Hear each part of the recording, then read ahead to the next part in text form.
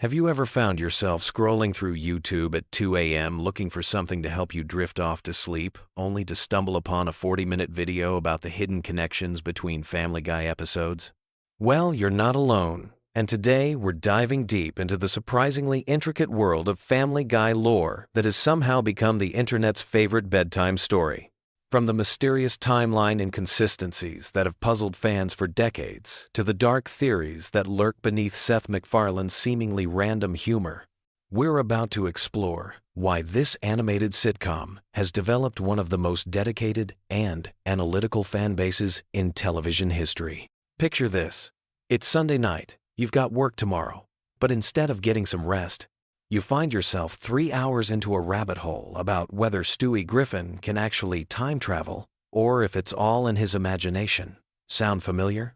The phenomenon of Family Guy lore videos has taken over late-night YouTube, creating an entire subgenre of content that combines nostalgic comfort with mind-bending analysis. These aren't just random observations either. We're talking about carefully crafted theories that connect episodes from different seasons, analyze character development arcs that span decades, and uncover Easter eggs that the writers probably forgot they even included. Let's start with the foundation of Family Guy lore, the Griffin family timeline. Now, you might think that a show about a talking baby and a dog with a novel would be pretty straightforward, but you'd be wrong. The series has been on the air since 1999, with that infamous cancellation and resurrection period, and during that time, the characters have somehow managed to travel through time, and exist in multiple dimensions simultaneously. Peter Griffin has held dozens of jobs, died multiple times, and somehow always returns to his position at the brewery as if nothing happened. This isn't lazy writing. It's actually part of a larger narrative structure that treats continuity more like a suggestion than a rule. The real complexity begins when you start tracking the relationships between characters across seasons. Take Cleveland Brown, for example. He starts as Peter's neighbor and best friend, moves away to star in his own spin-off show, then returns as if nothing happened. But here's where it gets interesting. Eagle-eyed fans have noticed subtle changes in his personality and relationships that suggest the Cleveland who returned isn't quite the same person who left. This has led to theories about parallel dimensions, simulation theory, and even the possibility that the entire series takes place in some kind of purgatory where characters are doomed to repeat similar scenarios with slight variations. Speaking of characters who've changed, let's talk about Brian Griffin, arguably the most complex character in the Family Guy universe. Brian started as the voice of reason, the intellectual counterpoint to the family's chaos. But over the seasons, he's evolved into something much darker and more complicated. He's struggled with alcoholism, had relationships with human women that border on the inappropriate, and occasionally displays knowledge and abilities that seem impossible for a dog. Some fans theorize that Brian isn't actually a dog at all, but rather a human who's been transformed or cursed, which would explain his human-level intelligence, his ability to drive, and his complex emotional relationships. The Stewie Griffin timeline represents perhaps the most intricate piece of Family Guy lore. Early seasons presented Stewie as an evil genius baby bent on world domination and matricide. His sophisticated vocabulary, advanced inventions, and time travel capabilities made him seem almost supernatural. However, as the series progressed, these elements became more subdued, leading to the popular theory that we're watching Stewie's intelligence and abilities fade as he becomes a more typical child. This regression theory suggests that baby genius abilities are temporary and that Stewie is slowly becoming a normal kid, which explains why his elaborate schemes become less frequent and his vocabulary becomes more age-appropriate. But here's where things get really interesting. The time travel episodes. Stewie's time machine has been used multiple times throughout the series, creating alternate timelines and paradoxes that have never been fully resolved. In some episodes, characters retain memories of time travel adventures, while in others, they seem to forget entirely. This inconsistency isn't accidental. It's actually evidence of a multiverse theory that suggests every major character change or continuity error is actually evidence of timeline splits and reality alterations. The show's approach to death and resurrection adds another layer to the lore. Characters die and come back to life regularly, sometimes within the same episode, sometimes across seasons. Peter has been crushed, exploded, and dismembered, only to appear perfectly fine in the next scene. Brian was famously killed off and replaced, only to be brought back through time travel. These deaths aren't treated as permanent consequences, but rather as temporary inconveniences, suggesting that the Family Guy universe operates under different rules than our reality. Let's delve into the recurring background characters who form the backbone of Quahog society. Characters like Herbert, the elderly neighbor, the greased-up deaf guy, and the various news anchors create a sense of continuity that makes Quahog feel like a real place with its own culture and history. These characters often appear in the background of unrelated scenes, creating a web of interconnected stories that reward observant viewers. Some fans have mapped out the social connections between these background characters, creating elaborate family trees and relationship charts that rival those of epic fantasy novels. The show's treatment of pop culture references creates another fascinating aspect of its lore. Family Guy is famous for its cutaway gags that reference everything from 1,980 seconds movies to obscure historical events. But these references aren't random. They often connect to overarching themes and character development. Peter's obsession with 1,980 seconds culture reflects his refusal to grow up and accept adult responsibilities. Stewie's references to Broadway musicals and classic literature hint at his sophisticated nature and possibly his future sexuality. These cultural touchstones create a shared language that binds the characters together while also dating the episodes in specific time periods. The geography of Quahog itself tells a story. The town layout has changed dramatically over the years, with new businesses appearing and disappearing, neighborhoods shifting, and landmarks moving around. This geographic inconsistency has led some fans to theorize that Quahog exists in a state of constant flux, possibly as a reflection of the characters' unstable mental states, or as evidence that the entire series takes place in some kind of dream or simulation. Religious and philosophical themes run deeper through Family Guy than most casual viewers realize. Peter's Catholic upbringing clashes with his hedonistic lifestyle, creating internal conflicts that occasionally surface in episodes dealing with morality and consequences. Lois's Protestant background and her complex relationship with her wealthy parents add layers of class and religious commentary that inform her character development. These spiritual elements aren't always played for laughs. They sometimes provide genuine insight into the character's motivations and fears. The show's handling of mental health issues, while often controversial, creates another dimension of character analysis. Peter's impulsive behavior and lack of consequences could be seen as symptoms of various psychological conditions. Meg's depression and social isolation are treated both as punchlines and as genuine character traits that affect her relationships and life choices.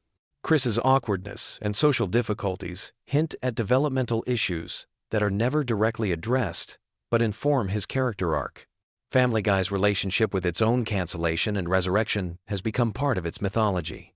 The show was canceled after 3 seasons, then brought back due to strong DVD sales and Adult Swim reruns. This real-world history has been incorporated into the show's narrative, with characters occasionally breaking the fourth wall to reference their own cancellation.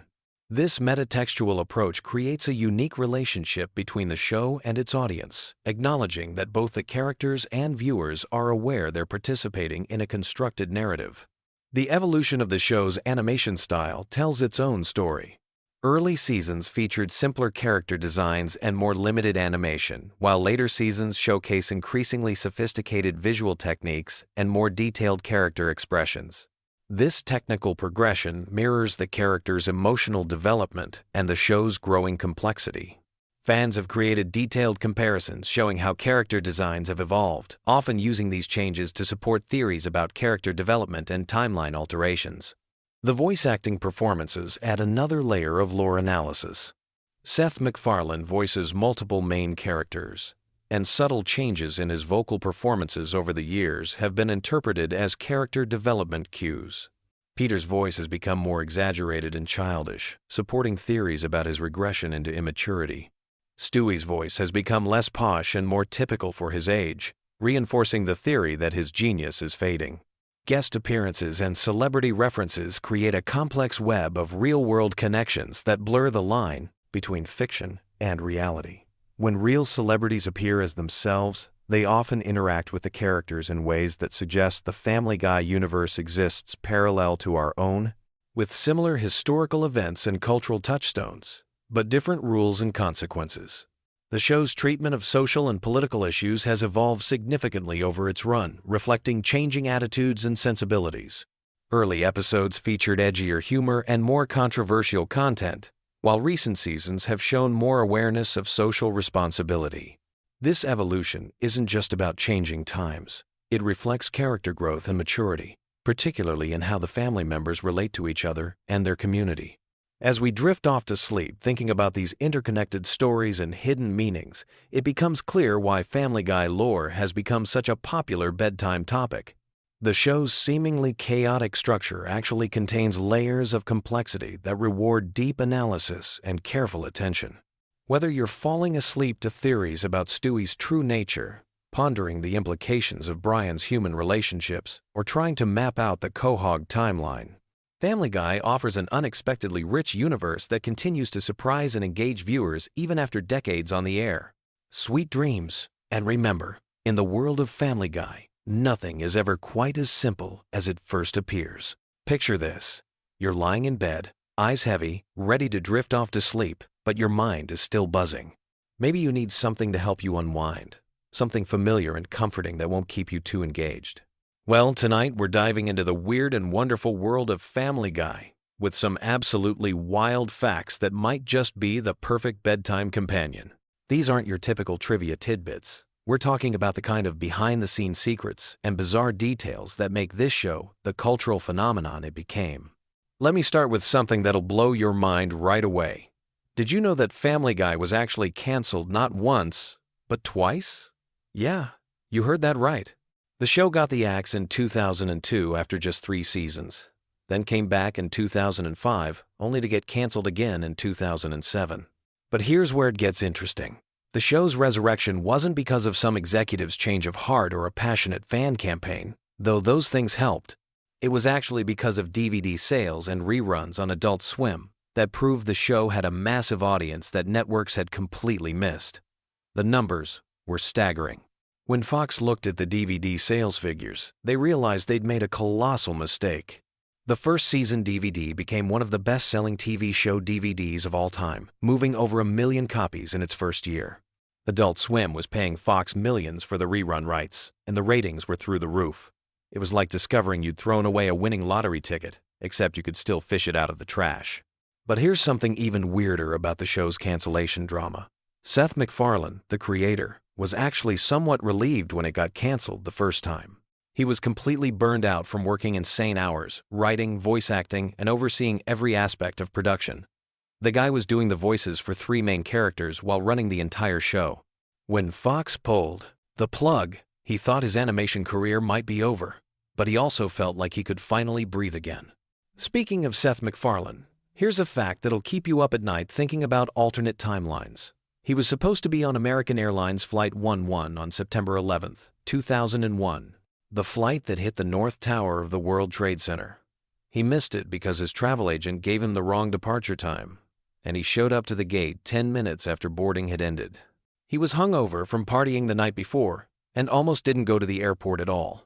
That single hangover and miscommunication might have changed television history forever. Now let's talk about something that'll make you appreciate the show's attention to detail. Every single Conway Twitty cutaway gag. You know those random moments where the show just cuts to the country singer performing for what feels like an eternity? Those weren't just random filler. They were actually Seth MacFarlane's way of trolling both the network and the audience. He knew these segments would drive people absolutely crazy, but he also knew they couldn't be cut because they were integral to reaching the episode's required runtime. The Conway Twitty thing became such a phenomenon that it spawned its own internal mythology at the show. Writers would pitch entire episodes around how they could work in a Conway Twitty segment. They'd sit in the writer's room timing these segments down to the second, calculating exactly how much actual story content they could replace with a dead country singer performing on stage. It was comedic genius disguised as laziness. Here's something that might surprise you about the show's voice acting. You know how Brian the dog sounds so sophisticated and intellectual? Well, Seth MacFarlane based that voice on his own natural speaking voice, but slightly more pretentious. He said in interviews that Brian represents the version of himself he'd be if he let his college education go to his head. The character became a way for MacFarlane to explore his own intellectual insecurities and liberal political views through a talking dog. But the really fascinating part is how the other voice actors developed their characters. Alex Borstein, who voices Lois, originally auditioned for a completely different character on a different show MacFarlane was developing. When that project fell through, he remembered her voice and wrote Lois specifically for her. The character's Long Island accent and particular speech patterns are actually based on Borstein's own family members. Seth Green, who voices Chris, has admitted that he sometimes forgets he's supposed to be playing a teenager. He said the character's voice just comes naturally to him because it's basically his own voice from when he was going through puberty, which apparently lasted well into his 20s. The character's dim-witted but lovable personality evolved because Green kept improvising lines that made the writers laugh during recording sessions. Now here's a production fact that'll make you realize how much work goes into seemingly simple animation. Each episode of Family Guy takes approximately 8 to 9 months to produce, from script to final broadcast. The writing process alone can take several months, with jokes being written, rewritten, and completely scrapped dozens of times. Then there's the voice recording, which happens in multiple sessions as scripts get revised. The animation process is where things get really wild. Every single frame has to be drawn by hand, even though the show uses computer software to assist with the process. A single 22-minute episode contains roughly 16,000 individual drawings. When you think about the fact that the show has produced over 400 episodes, that's literally millions of individual drawings that have brought these characters to life. But here's something that'll make you appreciate the show's cultural impact even more. Family Guy popularized the random cutaway gag format that's now become standard in animated comedy. Before Family Guy, most animated shows followed more traditional narrative structures. The show's willingness to completely abandon the main plot for a 30-second historical recreation or pop culture reference changed how comedy writers think about pacing and attention spans. The cutaway gags themselves have become a cultural phenomenon. There are entire YouTube channels dedicated to compiling them, and they've been referenced and parodied by countless other shows. But here's what's really interesting. The writers have admitted that sometimes they write the cutaway gag first, then build an entire episode around finding a way to naturally lead into it. Let's talk about something that might disturb your peaceful drift toward sleep: the show's relationship with censorship. Family Guy has been censored, banned, and protested more than almost any other primetime animated series. The Parents Television Council has named it the worst show on television multiple times. But here's the thing. All that controversy has only made the show more popular. The censorship battles have led to some genuinely creative solutions from the writers. When they can't say certain words or show certain images, they find increasingly elaborate ways to imply them. Some of the show's funniest moments have come from these creative workarounds. It's like watching a comedian perform with their hands tied behind their back, and somehow becoming even funnier because of the constraint. Here's a fact about the show's music that might surprise you. Seth MacFarlane is actually a classically trained vocalist who's released several albums of standards and jazz music. His musical background heavily influences the show's frequent musical numbers and elaborate song and dance sequences. Those aren't just random additions. They're MacFarlane showing off skills he developed long before he ever got into animation. The musical episodes of Family Guy often take months of additional preparation because they require completely different animation techniques, additional voice coaching for the actors, and original orchestral arrangements. The Blue Harvest Star Wars parody episodes alone required hiring an entire orchestra to record new versions of John Williams' iconic themes. Now, let's dive into something that'll make you think about celebrity culture differently. The show's celebrity cameos and parodies have occasionally led to real-world consequences for the celebrities involved. Some stars have embraced being mocked on the show, treating it as a badge of honor. Others have publicly complained or even threatened legal action. But here's what's really fascinating. Some celebrities have specifically requested to be made fun of on Family Guy because they know it'll keep them relevant in pop culture. The show has become such a cultural touchstone that being parodied on it is almost like being inducted into a hall of fame of American entertainment figures. The writers have developed an entire system for deciding which celebrities to target. They consider factors like current relevance, comedic potential, and likelihood of legal retaliation. There's literally a legal department that reviews every celebrity reference to make sure the show won't get sued into oblivion. Here's something about the show's international appeal that might keep your mind wandering as you fall asleep. Family Guy airs in over 100 countries, but many episodes have to be heavily edited or completely banned in certain regions due to cultural sensitivities or government censorship. The writers have become experts at predicting which jokes will translate across cultures and which ones will get the show pulled off the air in entire countries. The international dubbing process is particularly fascinating.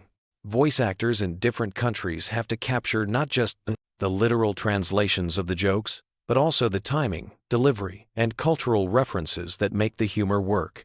Sometimes entire scenes have to be rewritten for different markets, with completely different jokes that serve the same narrative function. Speaking of narrative function, here's something about the show's storytelling that might surprise you. Despite its reputation for random, stream-of-consciousness humor, every episode follows extremely strict structural guidelines. The writers use a detailed formula for pacing, character development, and plot progression that's remained virtually unchanged since the show's early seasons. The formula is so precise that new writers go through extensive training to learn it. They practice writing sample episodes that hit specific comedic beats at exact timing intervals. It's like learning to write music in a very particular key and tempo. There's way more technical skill involved than most viewers realize. Here's a production detail that'll make you appreciate the voice actors even more. Most of the main voice cast records their lines together in the same studio, which is actually unusual for animated shows. Many animated series record each actor separately for scheduling convenience. But Family Guy's ensemble cast has developed such strong chemistry that they actually improvise and play off each other during recording sessions. These improvisation sessions have led to some of the show's most memorable moments. Jokes that weren't in the original script, character interactions that reveal new personality traits, and entire comedic sequences that grew out of the actors just goofing around in the studio. The writers have learned to leave space in their scripts for this kind of spontaneous creativity. The show's relationship with current events is another fascinating aspect of its production. Episodes are produced so far in advance that writers have to predict what will be culturally relevant 8 to 9 months in the future. They've developed an almost supernatural ability to anticipate which celebrities will still be famous, which political issues will still matter, and which pop culture references will still be funny by the time episodes air. Sometimes they get it spectacularly wrong, leading to episodes that reference celebrities who've completely disappeared from public consciousness, or make jokes about events that ended up being resolved in completely different ways. These temporal mismatches have become part of the show's charm, creating accidental time capsules of what people were thinking about during specific periods. Here's something about the show's merchandise empire that might occupy your thoughts as you drift off. Family Guy generates hundreds of millions of dollars in merchandise sales annually, from t-shirts and mugs to video games and Halloween costumes. The licensing department has to approve thousands of product designs, ensuring that everything maintains the show's comedic voice while being commercially viable. The most successful merchandise items are often the most random ones. Stewie's football head design became a best-selling plush toy. Brian's martini glass became a popular bar accessory. Peter's chicken fight with Ernie became an entire line of action figures. These products have introduced the show to audiences who might never watch it on television. As we wind down our journey through the bizarre world of Family Guy facts, here's one last thing to ponder as you close your eyes. The show has fundamentally changed how we consume comedy. It's trained an entire generation of viewers to expect rapid-fire jokes, constant pop culture references, and narrative structures that can pivot in completely unexpected directions at any moment. This influence extends far beyond television. You can see Family Guy's impact in internet memes, social media humor, and even in how people tell stories in everyday conversation. The show's cutaway gag structure has become a template for how we process and share information in the digital age. Those random tangents and seemingly unrelated references, they're everywhere now, from Twitter threads to TikTok videos.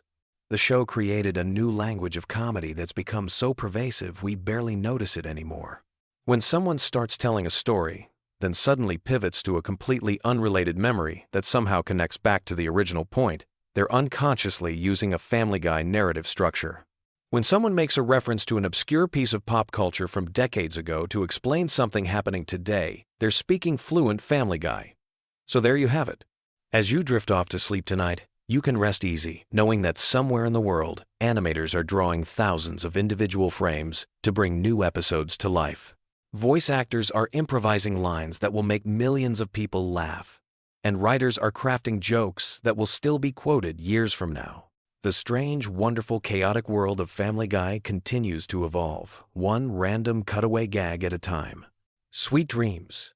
And remember, if you find yourself having weird dreams about talking dogs, evil babies, or inexplicably long Conway Twitty performances, you'll know exactly where those images came from.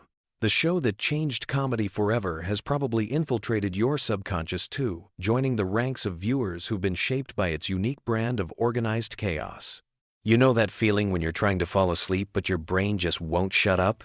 Well, tonight we're gonna fix that with some of the most random, weirdly fascinating Family Guy facts that'll have you drifting off to dreamland while learning bizarre trivia about America's most chaotic animated family. So get comfortable, dim those lights, and let me take you on a gentle journey through the strange world of Quahog. Let's start with something that might surprise you. The show's creator Seth MacFarlane almost missed his flight on September 11, 2001. He was supposed to be on American Airlines Flight 11, one of the planes that hit the World Trade Center. But he arrived at the airport just 10 minutes late and missed the boarding. Sometimes, being late really does save your life. This near-miss experience actually influenced some of the show's later episodes, though MacFarlane rarely talks about it publicly. Speaking of Seth MacFarlane, did you know he voices 4 of the main characters? Peter, Brian, Stewie, and Glenn Quagmire are all brought to life by the same person. That's pretty impressive when you think about how different each character sounds. MacFarlane developed Peter's voice by imitating a security guard he knew, while Brian's sophisticated tone was inspired by old Hollywood actors. Stewie's accent, meanwhile, was based on Rex Harrison's performance in My Fair Lady. Here's something that might help you sleep better, knowing it exists. There's an entire episode that was banned from television for years. The episode, called Partial Terms of Endearment, dealt with some pretty controversial topics and wasn't aired on Fox until much later. It eventually found its way to DVD releases, but for the longest time, fans had no idea this episode even existed. Sometimes, the most interesting content is the stuff we never get to see. Family Guy has this weird relationship with cancellation that's almost like a bedtime story in itself. The show was canceled, not once, but twice. First in 2002, then again in 2003. But here's where it gets interesting. DVD sales and reruns on Adult Swim were so successful that Fox brought it back in 2005. It's like the show kept falling asleep and waking up stronger each time. The fans literally saved it through their dedication, which is pretty heartwarming when you think about it. Let me tell you about some of the guest stars who've appeared on the show that you might not have realized. Patrick Stewart, the distinguished Captain Picard himself, has voiced multiple characters including Susie's arch-nemesis. Rush Limbaugh appeared as himself, and even Phyllis Diller lent her voice to Peter's mother-in-law. The show has attracted everyone from political figures to rock stars, creating this weird mix of high culture and lowbrow humor. There's something oddly soothing about the show's animation process, too. Each episode takes about 8 months to complete from script to screen. The writers spend weeks crafting jokes, the voice actors record their lines multiple times to get the perfect delivery, and then teams of animators bring everything to life frame by frame. It's like watching a very slow, very detailed dream come together. The famous chicken fights between Peter and Ernie the Giant Chicken started as a throwaway gag, but became one of the show's most beloved running jokes. These elaborate, destruction-filled battles were inspired by old action movies and Jackie Chan films. The animators love creating these sequences because they get to go completely over the top with the destruction and mayhem. There's something almost meditative about watching these absurdly long fight scenes unfold. Here's a fact that connects to real life in an unexpected way. The character of Mayor Adam West was named after the actor who played Batman in the 1960 Seconds TV series. When the real Adam West heard about this, he was so delighted that he agreed to voice the character himself. He continued playing the role until his death in 2017, bringing his own quirky charm to the already eccentric animated mayor of Quahog. The show's musical numbers are surprisingly complex productions. When they create songs like Surfin' Bird or any of their elaborate Broadway-style numbers, they work with professional musicians and composers. Seth MacFarlane, being a trained singer himself, often performs these songs live in recording sessions. The musical episodes require months of additional work, but they've become some of the most memorable moments in the series. Cleveland's spin-off show, The Cleveland Show, ran for 4 seasons and had its own unique animation style that was slightly more polished than the original Family Guy. When Cleveland returned to Family Guy, the animators had to readjust his character design to match the original show's style. It's like he went away, got a makeover, and had to tone it down when he came back home. The show's pop culture references are researched extensively by a team of writers who specialize in different decades and cultural phenomena. They maintain databases of movie quotes, TV show references, and historical events to ensure their parodies are accurate enough to be funny, but absurd enough to avoid copyright issues. Sometimes they spend weeks perfecting a single throwaway reference that appears for just a few seconds. Stewie's sexuality has been a running mystery throughout the series, with writers deliberately keeping it ambiguous. Seth MacFarlane has mentioned in interviews that Stewie's character is meant to be fluid and open to interpretation. This ambiguity has led to countless fan theories and discussions, making Stewie one of the most analyzed characters in animated television. The Griffin house interior has been redesigned multiple times throughout the series, but the exterior has remained remarkably consistent. The house is supposedly located on Spooner Street in Quahog, Rhode Island, and the address is 31 Spooner Street. Fans have actually tried to locate this address in real Rhode Island towns, though of course it doesn't exist. Voice actress Alex Borstein, who plays Lois, originally auditioned for a completely different role. She was supposed to voice a minor character, but when they heard her natural speaking voice, they immediately knew she was perfect for Lois. Borstein has mentioned that she sometimes forgets to use Lois's voice in real life and accidentally slips into character during casual conversations. The show's writer's room operates like a comedy laboratory, where jokes are tested, refined, and sometimes completely scrapped. They have a policy where any writer can suggest changes to any joke, no matter how senior or junior they are. This collaborative approach has led to some of the show's most unexpected and brilliant moments. But it also means that some episodes go through dozens of script revisions. Brian's character was almost completely different in the original concept. He was supposed to be a regular dog who couldn't talk, but MacFarlane decided that having an intellectual talking dog would create better story opportunities. This decision fundamentally changed the show's dynamic and gave them a character who could serve as both comic relief and philosophical commentary. The infamous Conway Twitty segments, where the show would cut to footage of the real country singer performing entire songs, were actually created as time fillers when episodes ran short.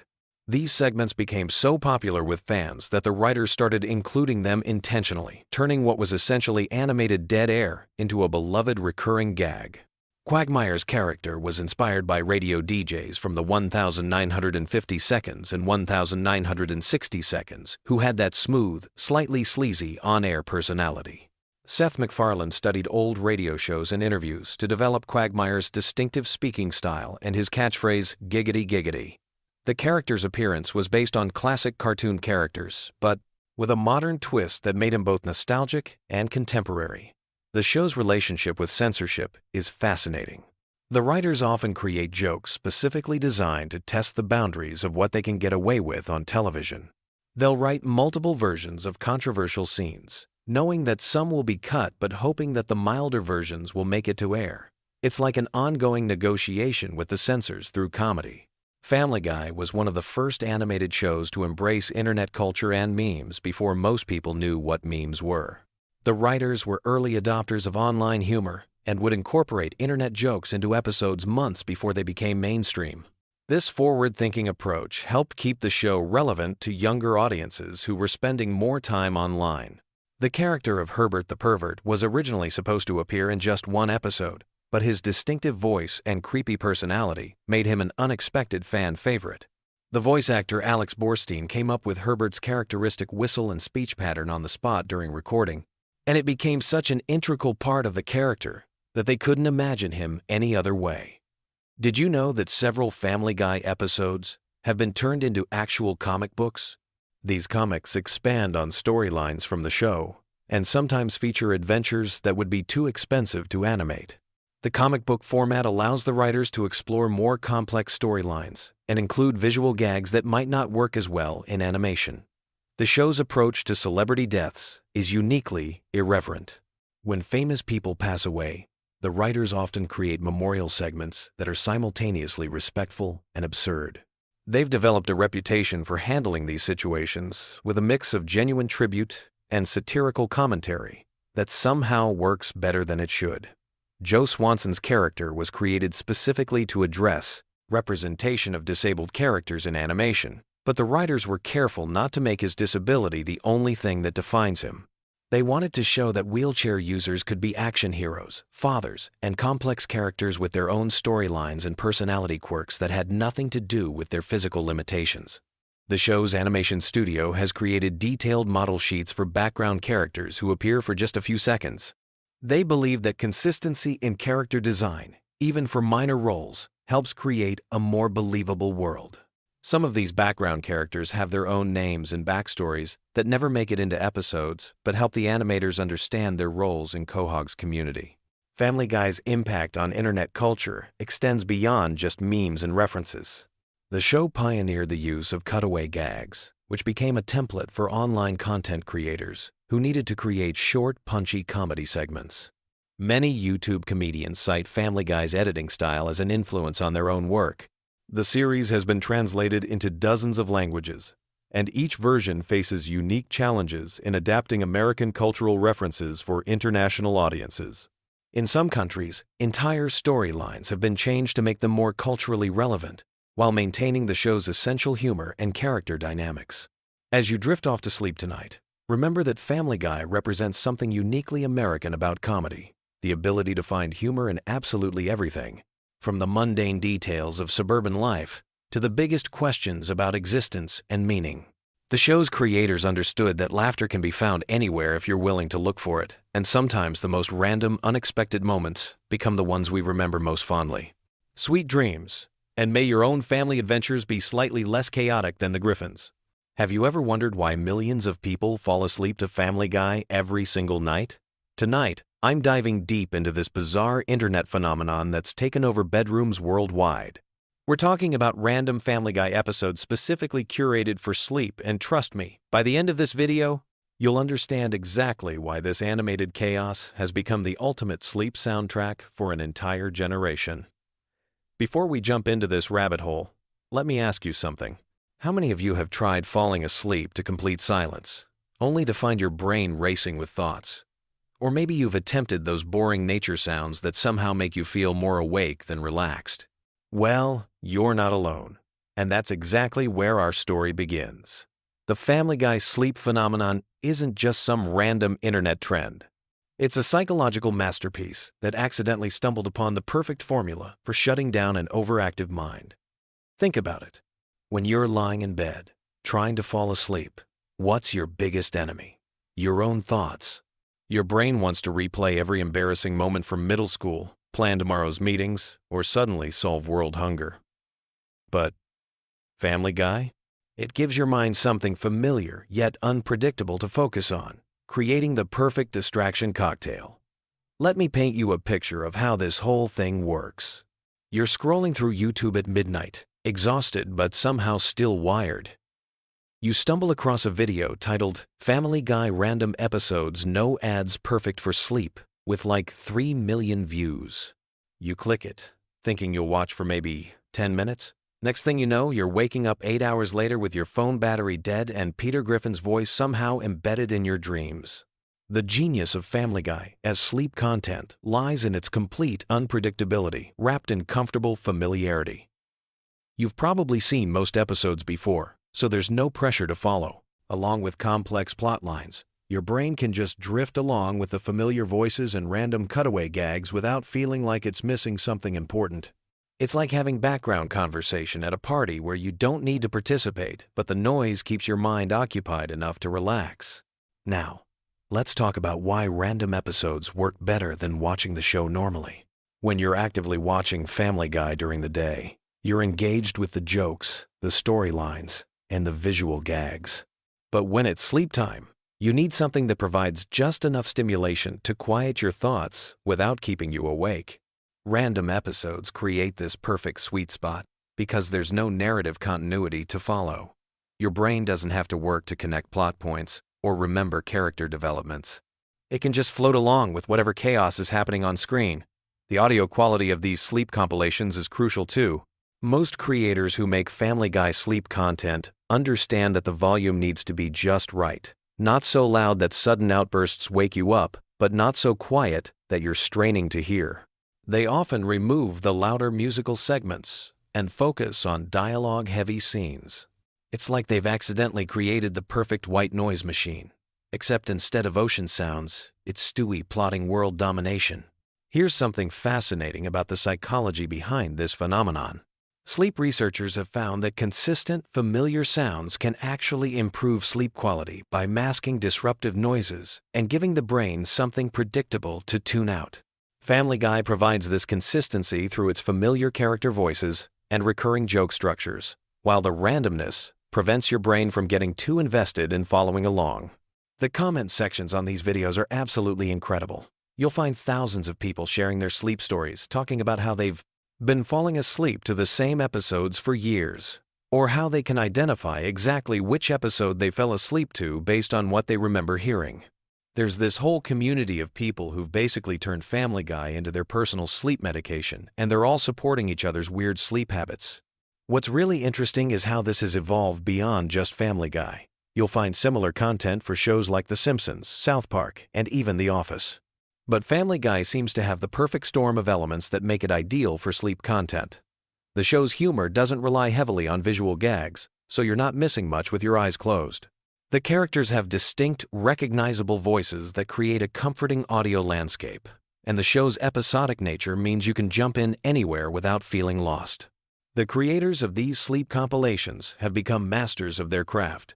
They know exactly which episodes work best, which scenes to include or skip, and how to balance the audio levels for optimal sleep induction.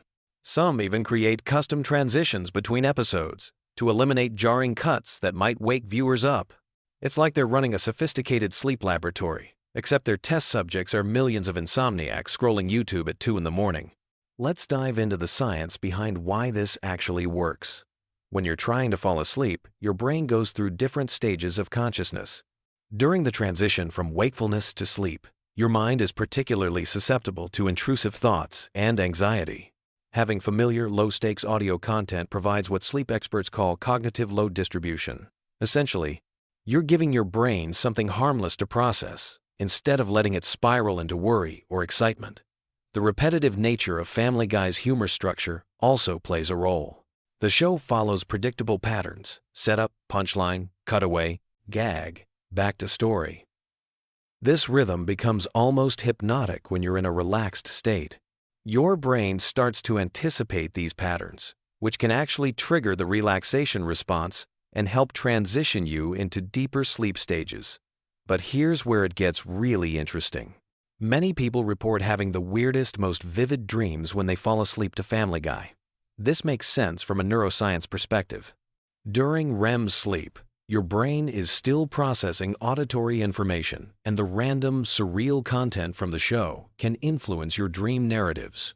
People describe dreams where they're hanging out with the Griffin family, or experiencing bizarre adventures that feel like extended Family Guy cutaway gags.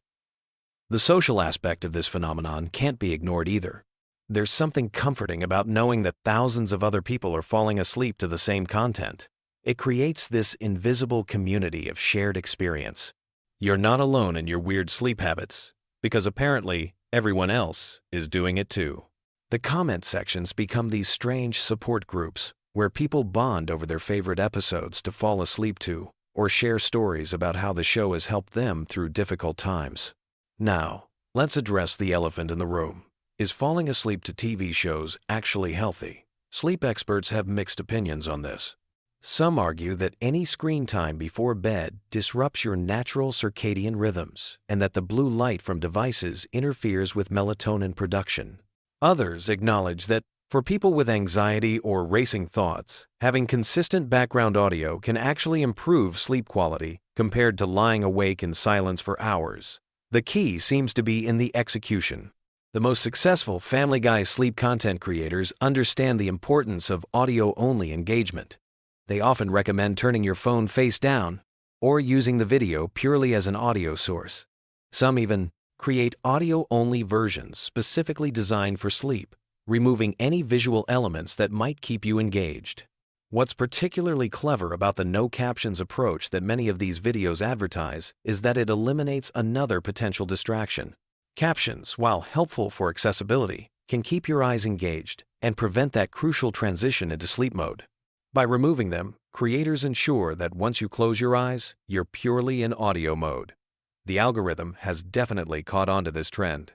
YouTube's recommendation system has become incredibly sophisticated at identifying sleep content and serving it to users who are likely to engage with it during late-night browsing sessions. This has created a whole ecosystem of sleep-focused content creators who specialize in curating the perfect bedtime entertainment. The timing of when people discover this content is usually pretty consistent. It typically happens during periods of high stress, major life changes, or when dealing with insomnia. College students preparing for finals, people going through breakups, individuals dealing with work stress, or anyone experiencing major life transitions often find themselves searching for ways to quiet their minds at bedtime.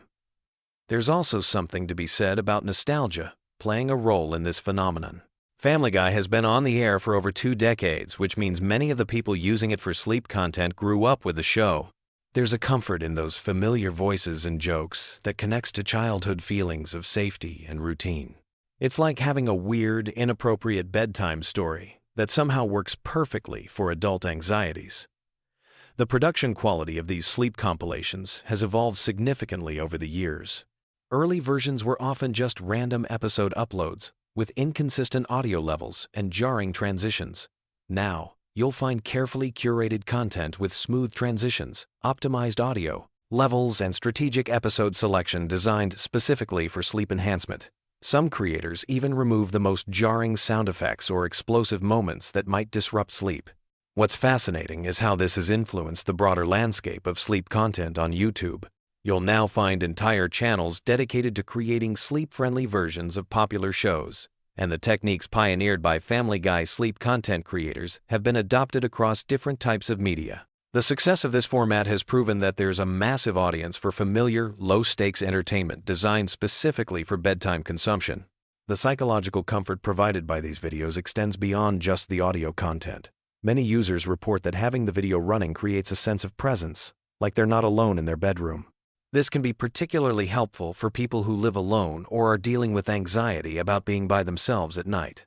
The familiar characters become like imaginary roommates, providing background chatter. As we wrap up this deep dive into the world of Family Guy sleep content, it's clear that this phenomenon represents something much bigger than just a weird internet trend. It's a collective solution to a modern problem that millions of people face every night. In our hyper-connected, always-on world, our brains often struggle to shut down when it's time for sleep. These carefully curated random episodes provide exactly what many people need: a familiar, comforting, and just engaging enough audio landscape to help transition from the chaos of daily life into peaceful sleep. Whether you're already part of this strange community or you're curious to try it for yourself, remember that good sleep hygiene is ultimately about finding what works for your individual needs. For millions of people, that apparently involves falling asleep to the dysfunctional antics of the Griffin family. And honestly, in a world full of sleeping problems, that seems perfectly reasonable to me. So tonight, when you're lying in bed with your mind racing, maybe give it a try. Search for Family Guy random episodes for sleep and see if this bizarre internet phenomenon might just be the solution to your bedtime struggles. Sweet dreams, and remember, if Peter Griffin can fall asleep anywhere, so can you. Hey there, sleep seekers and Family Guy fans. Ever lie awake wondering just how many ridiculous jobs Peter Griffin has actually had throughout the series? Well, grab your pillow and get comfortable, because we're about to dive into the wonderfully chaotic career history of Quahog's most incompetent resident. From safety inspector to Supreme Court justice, Peter's resume reads like a fever dream, and tonight we're exploring every single bizarre position this man has somehow managed to stumble into. Picture this. You're at a job interview, and they ask where you see yourself in 5 years. Most people have a reasonable answer. Peter Griffin? Well, let's just say his interview skills are about as polished as his decision-making abilities. Yet somehow, this man has held more jobs than most people even know exist. Tonight's journey through Peter's professional mishaps is perfect for those late-night moments when you need something absurdly entertaining to drift off to. Let's start with what might be considered Peter's most stable employment, though that's not saying much. His original gig as a safety inspector at the happy-go-lucky toy factory sounds straightforward enough. Stand around, inspect toys, make sure they're safe for children. Simple, right? Wrong. This is Peter Griffin we're talking about. Even the most basic task becomes an opportunity for spectacular failure. The man whose job it was to ensure toy safety somehow found ways to make everything less safe just by being there. From toy inspection, Peter moved on to what became his longest-running employment adventure, working at the Pawtucket Brewery. Now, there's something almost poetic about Peter working at the place where his beloved Pawtucket Patriot Ale is crafted. It's like a beer enthusiast getting a job at their favorite brewery, except instead of bringing passion and expertise to the role, Peter brought his unique talent for turning any situation into chaos. On his very first day, he managed to get drunk during work hours, setting the tone for what would become years of questionable workplace behavior. The medical field has also been graced by Peter's presence, though patients probably weren't thrilled about it. During a citywide flu outbreak, when the hospital was desperately short-staffed, Peter volunteered as a nurse. This might seem noble until you discover his approach to medical care. Turns out, Peter had been faking his way through nursing duties because he was afraid of needles. Imagine being sick in the hospital and finding out your nurse has been pretending to give you medication because he's squeamish about basic medical equipment. But Peter's medical career didn't end with nursing. He somehow also worked as a doctor, which raises serious questions about the hospital's hiring practices. His approach to emergency medicine was about as effective as you'd expect. When someone's life hung in the balance, Peter's solution involved methods that would make actual medical professionals question their career choices. Law enforcement has also experienced the Peter Griffin effect. In one memorable stint, he became a sheriff in a small southern town after the Griffin family was relocated by the FBI. The job description perfectly matched Peter's skill set: hang out, eat pie, and get drunk. For once, Peter had found employment that aligned with his natural abilities. Of course, even the simplest law enforcement duties became complicated when filtered through Peter's unique worldview. His artistic side emerged when he worked as a police sketch artist.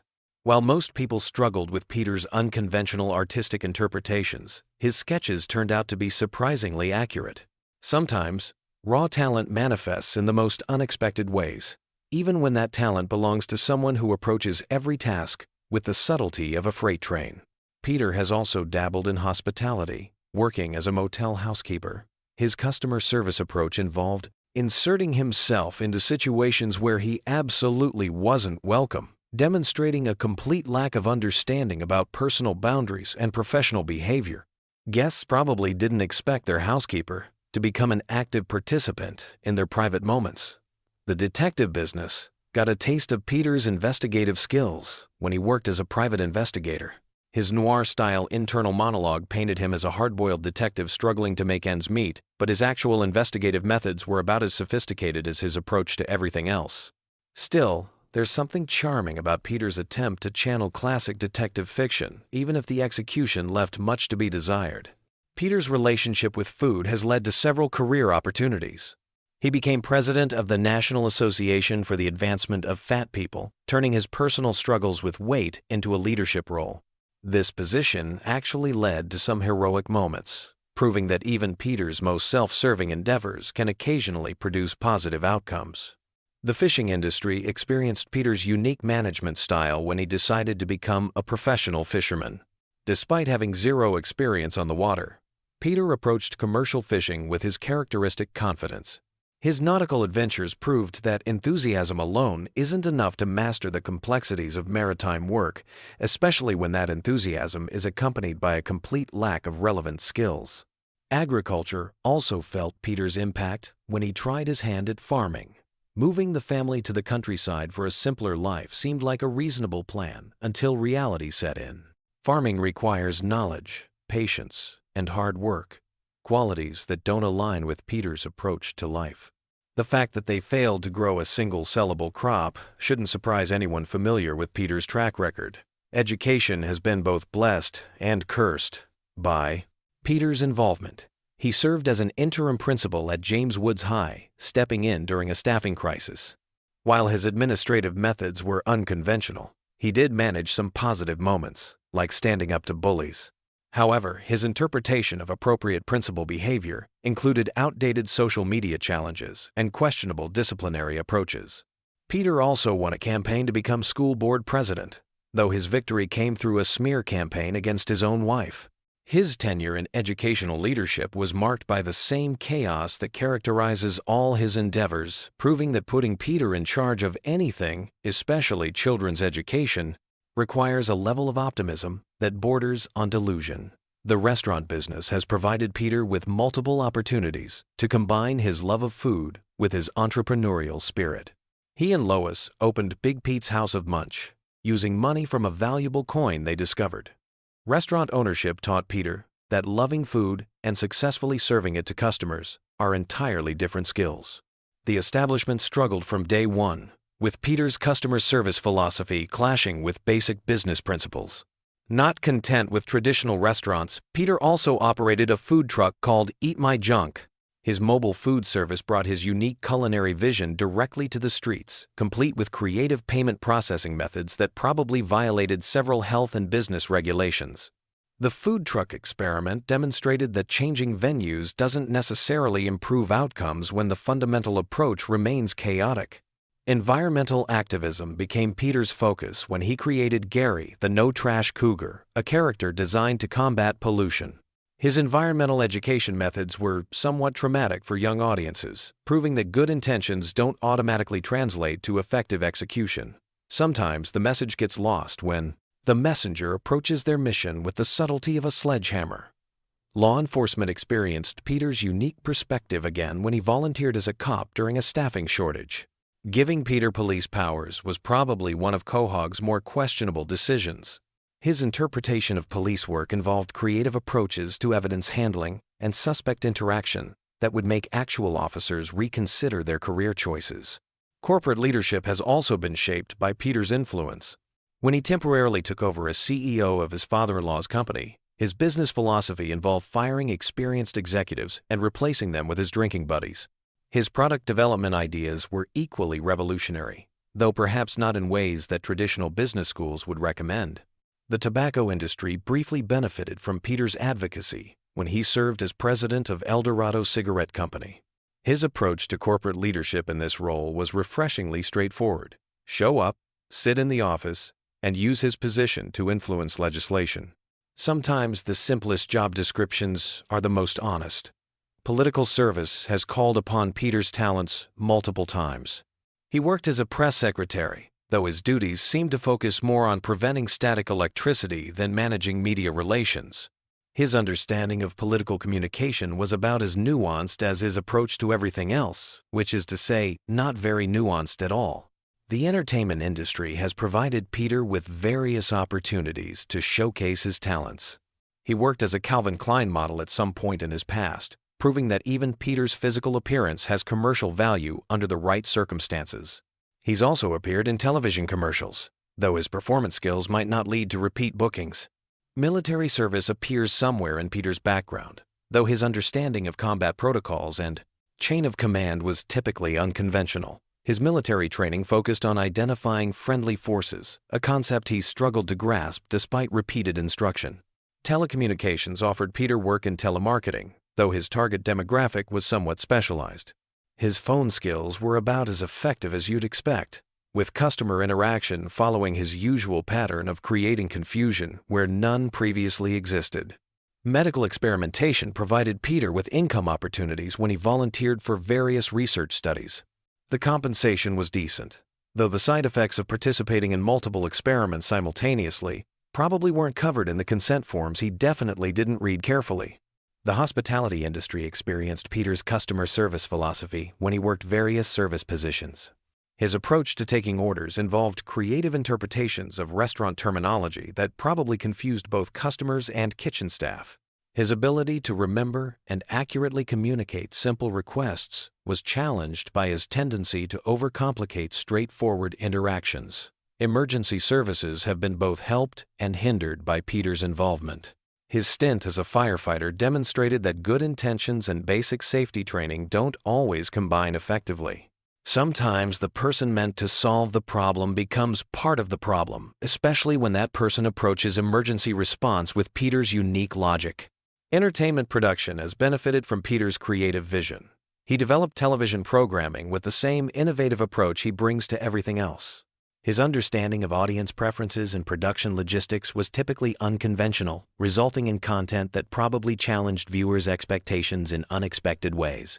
Transportation services experienced Peter's customer service approach when he worked as an Uber driver. His vehicle, the situation was unconventional, and his interpersonal skills with passengers followed his established pattern of creating memorable experiences for all the wrong reasons.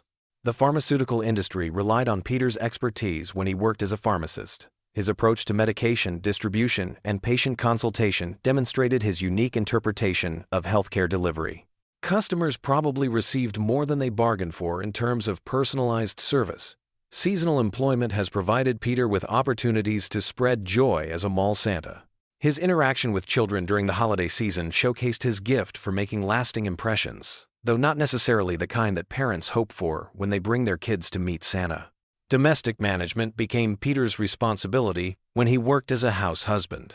His approach to household organization and family care demonstrated skills that had been hidden beneath years of workplace chaos. Sometimes the right job brings out unexpected competencies, even in the most unlikely candidates.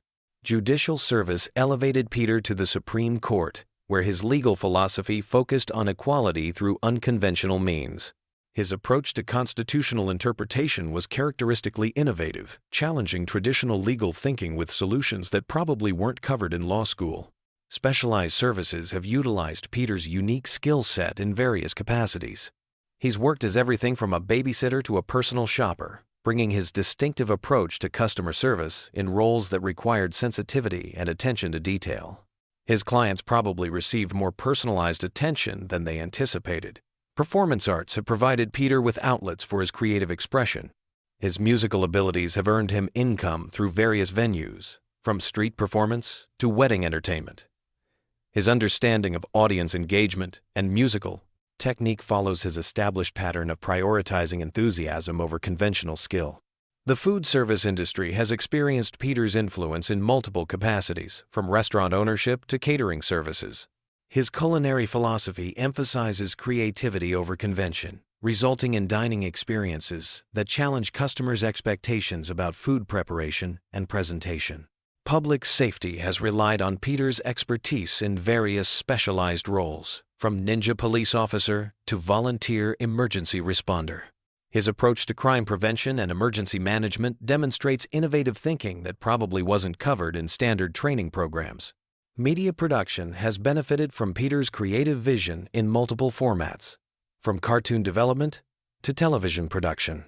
His understanding of entertainment value and audience engagement follows his characteristic approach of prioritizing memorable experiences over conventional quality standards. As we wrap up this extensive journey through Peter Griffin's career history, it's clear that his professional life has been anything but boring.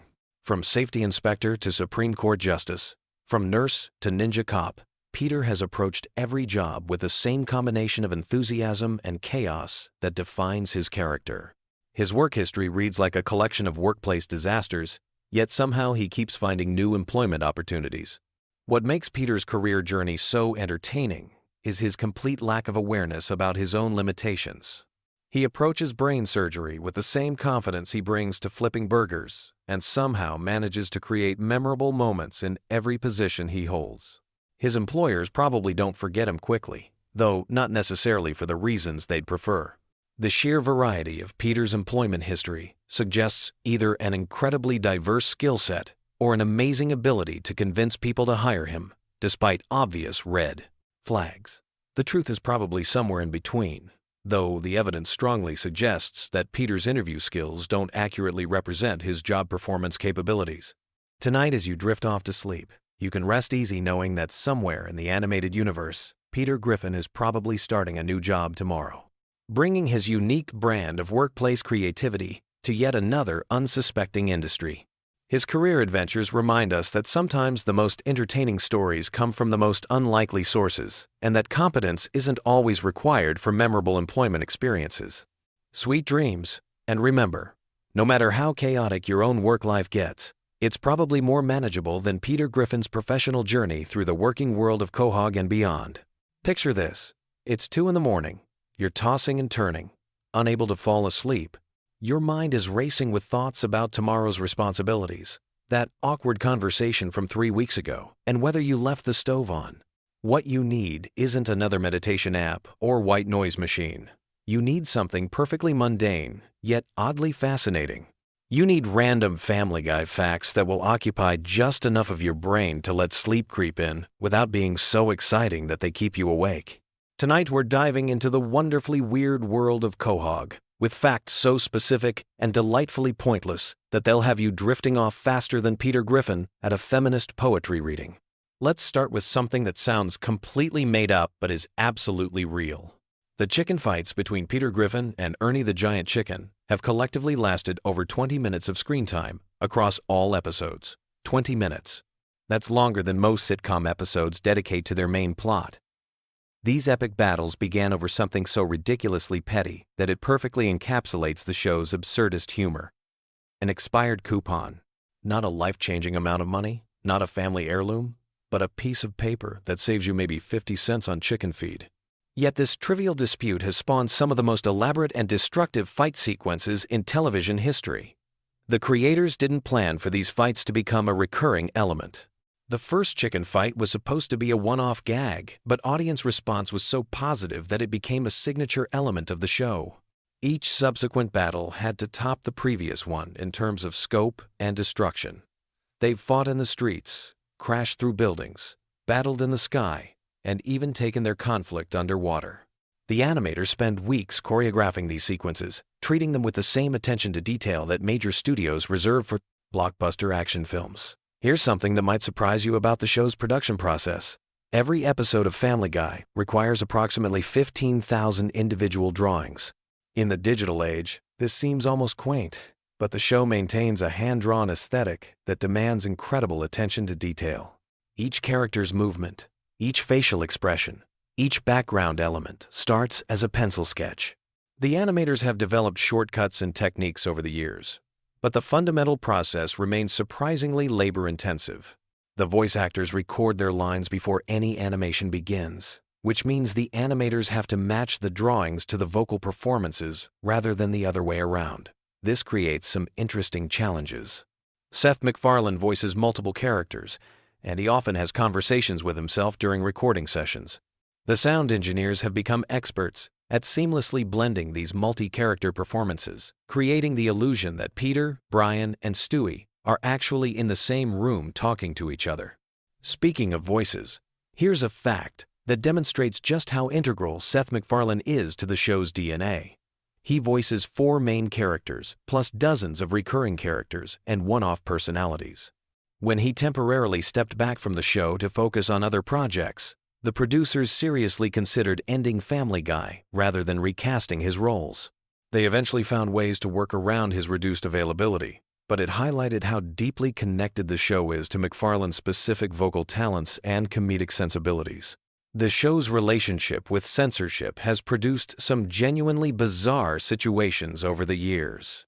There are jokes that were cut from the television broadcast but restored for DVD releases, creating alternate versions of episodes that exist in different formats. Some episodes have different running times, depending on where and how you watch them. The censors have made requests that seem arbitrary to outside observers.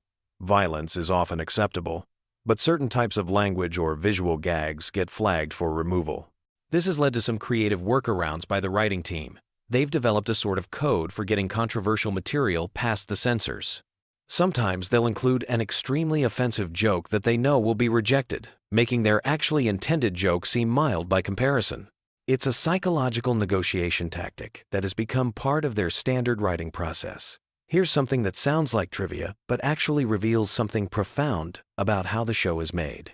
The writer's room keeps a collection of rejected joke ideas that they call the too weird pile.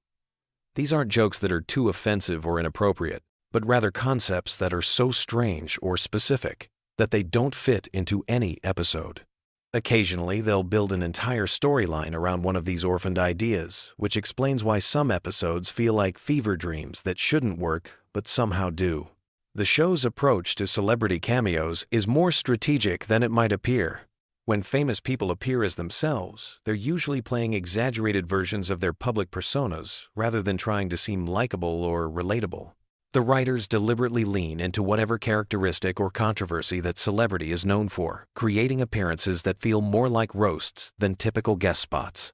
This approach has occasionally caused problems when celebrities change their minds about how they want to be portrayed, leading to last-minute script changes or even canceled episodes. Family Guy's relationship with its own continuity is fascinatingly inconsistent. The writers will sometimes reference events from episodes that aired years earlier, demonstrating that they do pay attention to their own history. But they'll just as often completely ignore or contradict previously established facts about the characters or their world. This isn't laziness or poor planning, but rather a deliberate choice to prioritize individual episode quality over series-long consistency. The animation team has developed a visual shorthand for different types of scenes that regular viewers might not consciously notice but definitely feel. Flashback sequences use slightly different color palettes and animation techniques. Dream sequences have their own visual language. Even the way characters move changes depending on whether a scene is meant to be realistic or cartoonish within the show's already cartoonish world. Here's a production detail that reveals how much thought goes into seemingly throwaway moments. Background characters and crowd scenes aren't just randomly generated. The animators create specific individuals with their own implied backstories, even though these characters might only appear for a few seconds. They've developed a whole population of Quahog residents who appear in multiple episodes, creating an illusion of a lived-in community, even though most viewers would never consciously recognize these recurring background players. The show's musical numbers require a completely different production pipeline from regular episodes. They start with Seth MacFarlane or other musically inclined staff members creating rough recordings of the songs. Then professional arrangers develop full orchestrations. The voice actors record their vocals to these arrangements. Only after all the music is complete do the animators begin creating visuals to match. This process can take months for a single musical sequence, which explains why these segments often feel more polished and elaborate than the surrounding episode. Family Guy's approach to holiday episodes reveals something interesting about how the writers view their own show. They treat holiday specials as opportunities to experiment with different formats or storytelling techniques. Rather than simply plugging their characters into traditional holiday scenarios, Christmas episodes might be musicals, Halloween episodes might be horror parodies, and so on. This keeps the show from falling into the predictable patterns that plague many long-running series. The show's merchandise presents some unique challenges because of how the characters are designed. Peter Griffin's proportions don't translate well to three-dimensional objects, leading to action figures and toys that look subtly wrong. The merchandising team has had to develop modified character designs specifically for products, creating versions of the characters that maintain their essential appearance while being more practically manufacturable. Here's something that demonstrates the show's attention to detail in unexpected areas. The writers have created complete backstories for characters who have never appeared on screen. They know the names and personalities of Brian's parents, even though this information has never been relevant to any episode. They've developed detailed histories for minor recurring characters that extend far beyond anything that's ever been shown. This background work helps maintain consistency in how these characters behave, even when they're only making brief appearances.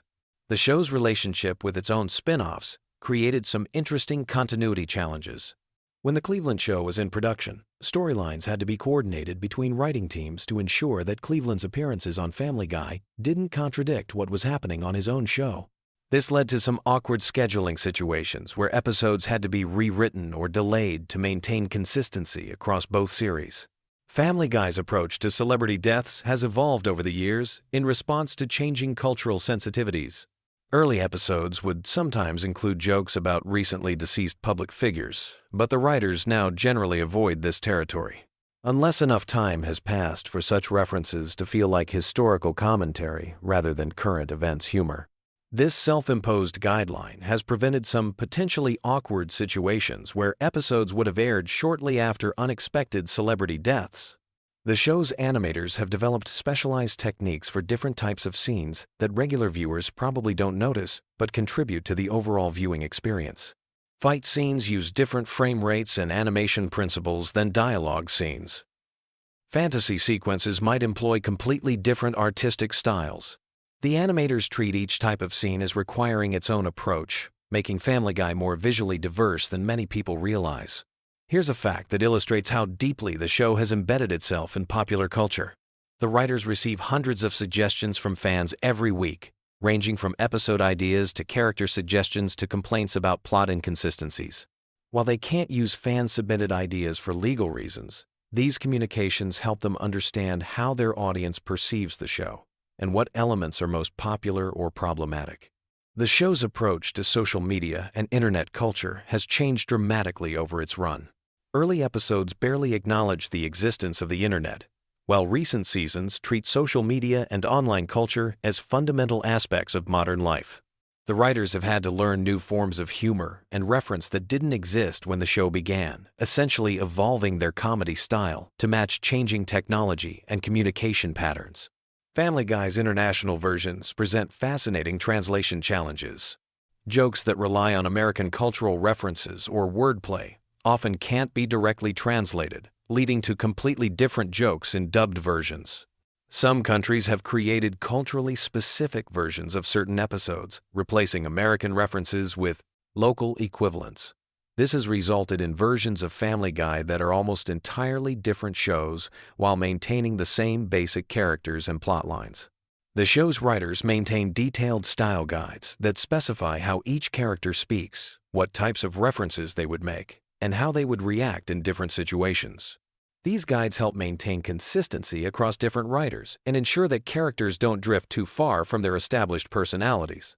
Brian's dialogue, for example, follows specific patterns that reflect his pretentious intellectual aspirations, while Chris's speech patterns reflect his slower mental processing speed.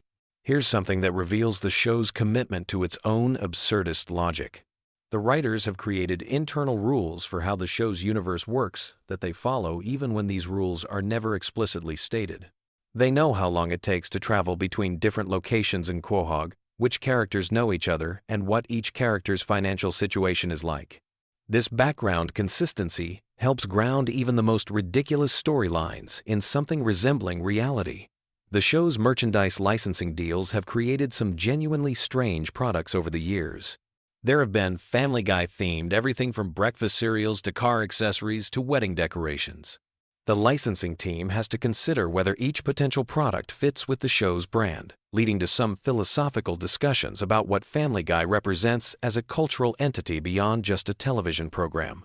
Family Guy's approach to controversial topics has become more sophisticated over the years, moving from simple shock value toward more nuanced satirical commentary.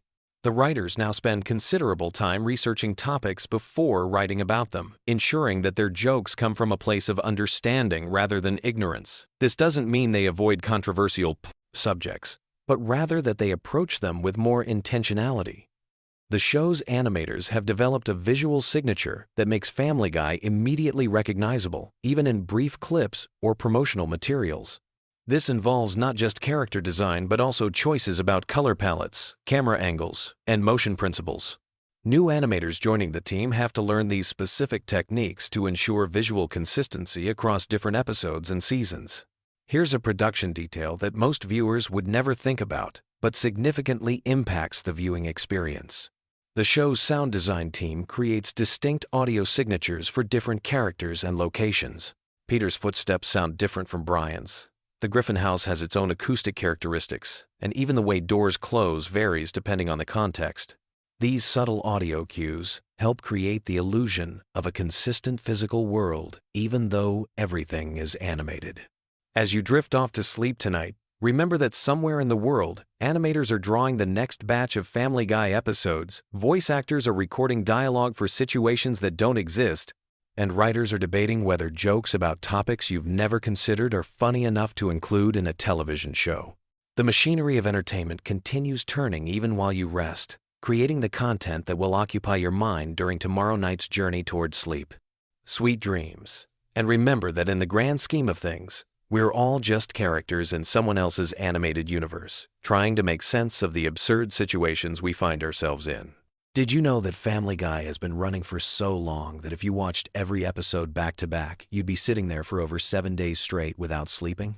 And tonight, we're going to explore the deep, intricate lore of this animated universe in the most soothing way possible. So, grab your favorite blanket, get comfortable, and let me take you through the fascinating world of Quahog, Rhode Island, where nothing is quite what it seems on the surface. The Griffin family saga begins long before Peter Griffin ever graced our television screens. In the quiet suburban streets of Spooner Street, a complex web of relationships, histories, and mysteries has been weaving itself for decades. Tonight, we'll unravel these threads slowly and gently, allowing the rich tapestry of Family Guy's storytelling to wash over you like a warm, comfortable wave. Let's start our journey with the patriarch himself, Peter Griffin. Born in 1956, Peter's origin story is far more complex than his simple-minded exterior might suggest. His biological father, Mickey McFinnigan, was an Irish fighter pilot who had a brief romance with Peter's mother, Thelma Griffin, during World War II. This revelation, discovered much later in the series, adds layers to Peter's character that extend far beyond his love of beer and television. Growing up in Providence, Rhode Island, Peter's childhood was marked by the influence of his stepfather, Francis Griffin, a deeply religious man whose stern demeanor shaped much of Peter's rebellious adult personality. The tension between Peter's carefree nature and his stepfather's rigid expectations created psychological patterns that would follow him throughout his life, manifesting in his relationships with authority figures and his own parenting style. The Griffin family home at 31 Spooner Street holds secrets within its walls that span generations. Built in the 1940s, the house has witnessed decades of Quahog's evolution from a quiet fishing village to the bustling suburban community we know today. Each room tells a story, from the basement where Peter keeps his various collections and hiding spots, to the attic, where family memories gather dust alongside forgotten treasures. Lois Pewterschmidt Griffin brings her own rich family history to the Griffin legacy. Born into the wealthy Pewterschmidt family, her upbringing in Newport, Rhode Island, was marked by privilege and expectations that she would eventually rebel against by marrying Peter. Her father, Carter Pewterschmidt, represents old money aristocracy, while her mother, Barbara, embodies the socialite lifestyle that Lois chose to leave behind for suburban family life. The love story between Peter and Lois began in the most unlikely circumstances. Their first meeting at a college party seemed destined for disaster, with Peter's crude humor clashing against Lois's refined sensibilities. Yet beneath the surface differences, they found a connection that would withstand decades of marriage, countless adventures, and the chaos that seems to follow the Griffin family wherever they go. Their eldest child, Meg Griffin, carries the weight of being the family scapegoat, but her character development reveals depths that extend far beyond the surface-level jokes. Born Megatron Griffin, her name itself hints at the complex relationship she has with power and identity. Throughout the series, glimpses of Meg's inner strength emerge, suggesting that her current role in the family dynamic may be more temporary than it appears. Chris Griffin, the middle child, represents the gentle heart of the Griffin family. His artistic nature and kind spirit often serve as a counterbalance to the chaos surrounding him. His relationship with his imaginary friend and his various creative pursuits reveal a sensitive soul navigating the complexities of adolescence while surrounded by the unconventional family dynamics that define the Griffin household. The youngest Griffin, Stewie, presents perhaps the most intriguing mystery in the entire series. His advanced intelligence, sophisticated vocabulary, and mysterious origins create questions that have puzzled fans for years. Some episodes suggest he's a genius infant, others hint at time travel capabilities, and still others present him as an ordinary baby whose adventures might exist primarily in his imagination. Brian Griffin, the family's talking dog, serves as both comic relief and philosophical anchor for the series. His role as the most rational member of the family often puts him in the position of voice of reason, though his own flaws and struggles with alcoholism and failed relationships make him a complex character rather than a simple moral compass. The extended Griffin family tree branches out in fascinating directions. Peter's sister, Karen, and his various relatives create a network of relationships that span different social classes and geographic regions. Each family gathering reveals new dynamics and old resentments that have been simmering beneath the surface for decades. Quahog itself functions almost as a character in the Family Guy universe. This fictional Rhode Island town has its own history, complete with founding families, local legends, and community traditions that date back centuries. The Drunken Clam, Peter's favorite bar, serves as more than just a drinking establishment. It's a social hub where local politics, gossip, and friendships are forged and tested. The town's various establishments each carry their own stories. The grocery store where Peter works has seen multiple ownership changes and corporate restructures, reflecting broader economic changes in small-town America. The local news station provides a window into Quahog's relationship with the outside world, while the various restaurants and shops create a sense of community continuity. Among Quahog's most colorful residents, we find characters whose backstories interweave with the Griffin family narrative in unexpected ways. Glenn Quagmire, the Griffin's neighbor, carries secrets from his past as a naval officer and pilot that occasionally surface to add depth to his character beyond his more obvious personality traits. His family history, including his relationship with his parents and his various romantic entanglements, creates ripple effects throughout the community. Cleveland Brown's departure and eventual return to Quahog represents one of the series' most significant character developments. His journey to Virginia and back again brought new perspectives to old friendships, while his marriage to Donna and the blending of their families created new dynamics in the established social order of Spooner Street. Joe Swanson's background as a police officer adds layers of law enforcement history to the neighborhood dynamic. His disability, acquired in the line of duty, represents both personal triumph and ongoing challenge, while his relationship with his wife Bonnie and their family creates another thread in the complex web of Spooner Street relationships. The recurring characters who populate Quahog each bring their own histories and motivations to the community. Mayor Adam West's eccentric leadership style masks a deeper commitment to his town, while his bizarre decisions often reveal unexpected wisdom. Dr. Hartman's medical practice serves the community despite his questionable competence, and his interactions with the Griffin family often provide insights into the town's healthcare system and social services. The series' approach to continuity creates interesting challenges for understanding Family Guy lore.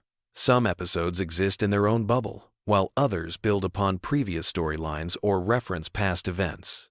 This flexible approach to storytelling allows for both standalone adventures and deeper character development, creating a rich tapestry of experiences that can be appreciated on multiple levels. Religious and deeper spiritual themes weave throughout Family Guy's narrative structure. Peter's complicated relationship with faith, influenced by his Catholic upbringing and his current skepticism, creates ongoing tension with his stepfather's devout beliefs. Lois's more moderate approach to spirituality provides balance, while the children navigate their own relationships with religious concepts and community expectations. The economic realities of the Griffin family life reflect broader American middle-class experiences. Peter's various jobs and career changes mirror the instability many families face in changing economic conditions, while Lois's occasional work outside the home represents the increasing necessity for dual-income households in suburban communities. Educational themes emerge through the children's school experiences at James Woods High School. The various teachers, administrators, and fellow students create a microcosm of American public education, complete with funding challenges, administrative politics, and the ongoing struggle to provide quality education in an underfunded system. Transportation plays a significant role in Family Guy lore, from Peter's various vehicles to the family's travel adventures. Each mode of transportation represents different aspects of American mobility culture, from the freedom of car ownership to the challenges of public transportation and the dreams of exotic travel destinations. The series' treatment of technology evolution provides a unique window into changing American society. Early episodes reflect the technology available at the time, while later episodes incorporate smartphones, social media, and digital culture into the storylines, creating interesting contrasts in how the characters adapt to technological change. Food culture permeates Family Guy storytelling, from Peter's love of unhealthy cuisine to the family's dining experiences at various restaurants. These food-related storylines often reflect broader American attitudes toward nutrition, dining culture, and the role of food in family bonding and social interaction. The changing seasons in Quahog provide natural rhythm to the series' storytelling. Holiday episodes create opportunities for family traditions, while seasonal activities reflect the natural cycle of New England life. These seasonal elements ground the fantastic elements of the show in recognizable patterns of American suburban life. As we reach the end of our gentle journey through Family Guy lore, it's worth noting that this animated universe continues to evolve and expand. New episodes add fresh layers to established characters, while introducing new elements to the community of Quahog. The ongoing nature of the series means that tonight's exploration represents just one moment in a continuously growing tapestry of storytelling. The Griffin family's adventures, both mundane and extraordinary, reflect universal themes of family, community, and personal growth, wrapped in the distinctive comedic style that has made Family Guy a cultural phenomenon. Whether dealing with everyday suburban challenges or embarking on impossible adventures, the characters of Quahog remind us that family bonds, friendship, and community connections provide the foundation for navigating life's complexities. So, as you drift off to sleep tonight, let the gentle chaos of Spooner Street fade into peaceful dreams, knowing that tomorrow will bring new adventures, new challenges, and new opportunities for the Griffin family and their neighbors to discover what it truly means to be part of something larger than themselves in the wonderfully weird world of Family Guy. Have you ever wondered why Family Guy has been running for over 2 decades and somehow still manages to surprise us with its bizarre storylines and character developments? Tonight we're diving deep into the twisted wonderland that is Family Guy lore, exploring every hidden detail, forgotten plotline, and mind-bending continuity that makes this animated universe so captivating. So grab your favorite blanket, settle in, and let's explore the chaotic genius of Seth MacFarlane's creation in the most relaxing way possible. Family Guy first premiered in 1999, introducing us to the Griffin family in the fictional town of Quahog, Rhode Island. But what makes this show truly fascinating isn't just its crude humor or celebrity parodies. It's the intricate web of backstories, recurring characters, and interconnected plotlines that have evolved over more than 20 seasons. The show has created an entire universe with its own rules, physics, and logic that somehow makes perfect sense within its own context. Let's start with the patriarch of the family, Peter Griffin. On the surface, he appears to be just another bumbling cartoon dad, but his character has layers upon layers of complexity that have been revealed over the years. Peter works at the Pawtucket Patriot Brewery, a job he's held for most of the series despite his obvious incompetence. The brewery itself has become a character in the show, with its own history and significance to the town of Quahog. We've learned that the brewery was founded by Francis Griffin, Peter's father, who had a complicated relationship with his son that influenced much of Peter's behavior and worldview. Peter's ancestry is surprisingly diverse and complex. Throughout the series, we've discovered that he has Irish, German, and even extraterrestrial lineage. His Irish heritage connects him to Mickey McFinnigan, a character who represents Peter's more aggressive and confrontational side. The German connection links him to Franz Guten Tag, revealing Peter's capacity for both creativity and destruction. These ancestral connections aren't just throwaway gags, but actually inform Peter's personality and explain some of his more extreme behaviors. The Griffin house itself is a character with its own mysteries and secrets. Located at 31 Spooner Street, the house has witnessed countless bizarre events and transformations. The basement has served as everything from a speakeasy during Prohibition flashbacks to a torture chamber in various episodes. The house's layout seems to change depending on the needs of each episode, but certain elements remain consistent, creating a sense of familiarity and comfort for longtime viewers. Lois Griffin brings her own rich backstory to the family dynamic. Born into the wealthy Pewterschmidt family, she gave up a life of luxury to marry Peter, a decision that continues to baffle her parents throughout the series. Her musical talents, particularly her piano skills, have been a recurring element that adds depth to her character.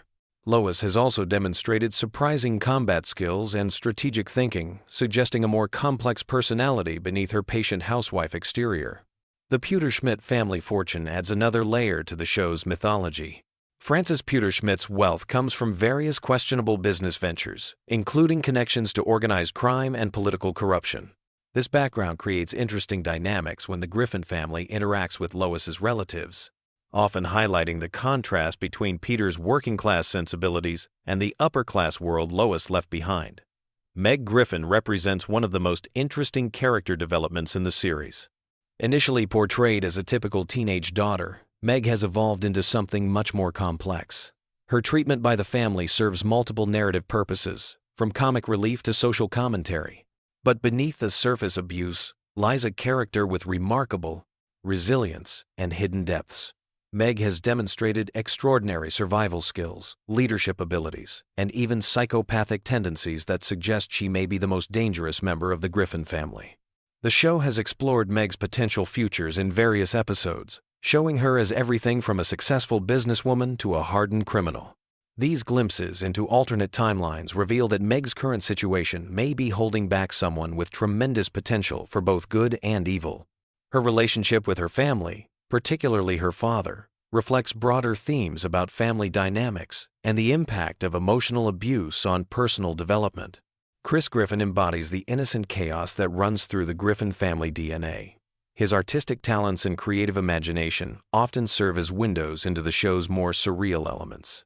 Chris's drawings and stories frequently predict or parallel the main plot lines, suggesting he may have some form of prescient abilities. His relationship with his imaginary friend and various supernatural encounters hint at a deeper connection to the mystical elements that occasionally surface in the show. The youngest Griffin, Stewie, presents perhaps the most complex character in the entire series. His intelligence fluctuates dramatically depending on the needs of each episode, but his core personality remains consistently fascinating. Stewie's relationship with time travel has become central to the show's mythology, allowing for exploration of alternate timelines and potential futures. His scientific genius enables him to create impossible inventions that somehow function within the show's universe.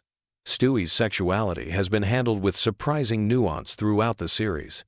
Rather than making definitive statements, the show has allowed his character to evolve naturally, exploring themes of identity and self-discovery in ways that feel authentic despite the absurd context. His relationships with other characters, particularly Brian and Chris, reveal different aspects of his personality and emotional development. Brian Griffin occupies a unique position as both pet and family member. His intellectual pretensions and political opinions often serve as a voice of reason within the chaotic Griffin household, though his own flaws and hypocrisies are regularly exposed. Brian's writing career provides commentary on artistic ambition and the struggle for creative success. His various romantic relationships and personal failures make him one of the most relatable characters. Despite being a talking dog, the show has explored Brian's mortality in ways that other animated series rarely attempt. His near-death experiences and actual temporary death created genuine emotional moments that demonstrated the show's capacity for sincere storytelling alongside its trademark irreverence. Brian's relationship with alcohol and his struggles with depression add layers of complexity that elevate him beyond simple comic relief. Quahog itself functions as more than just a setting for the Griffin family's adventures. The town has its own history, politics, and culture that influence the stories and characters. The Drunken Clam serves as Peter's primary social hub, where he interacts with his core group of friends. These friendships have evolved over the years, revealing backstories and dynamics that enrich the overall narrative. Cleveland Brown's departure and subsequent return to the show created interesting continuity questions and opportunities for character development. His friendship with Peter predates the series and provides stability in Peter's otherwise chaotic social life.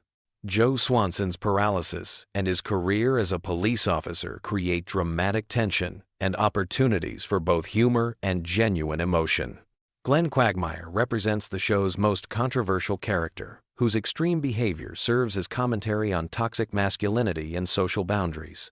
The recurring villains and antagonists in Family Guy create ongoing narrative threads that connect episodes across seasons.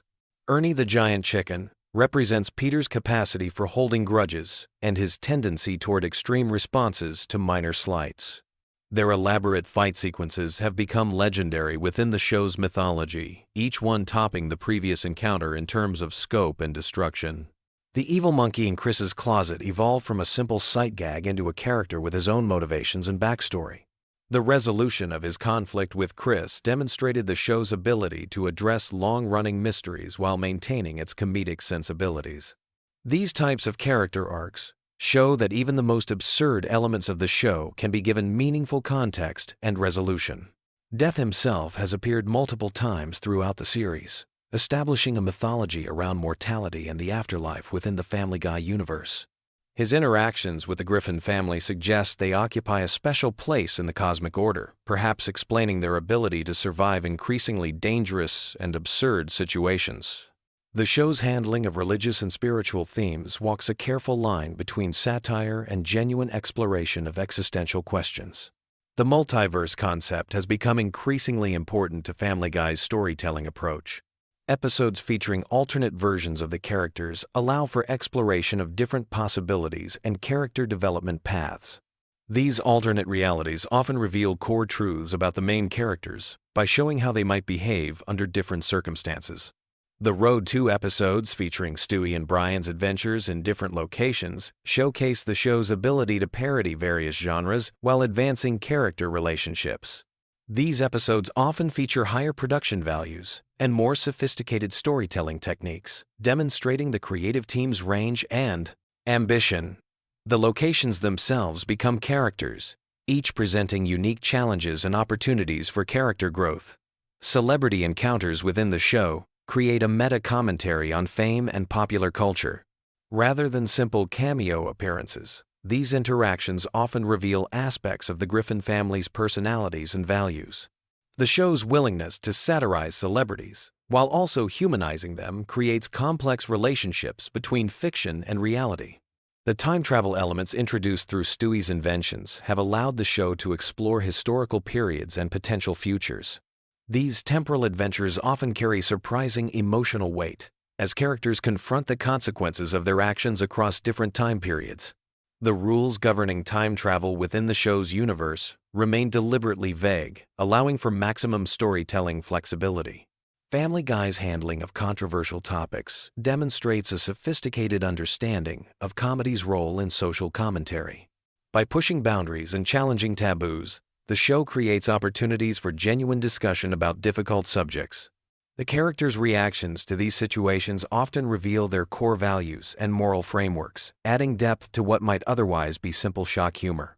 The show's relationship with its own continuity creates interesting meta-textual layers.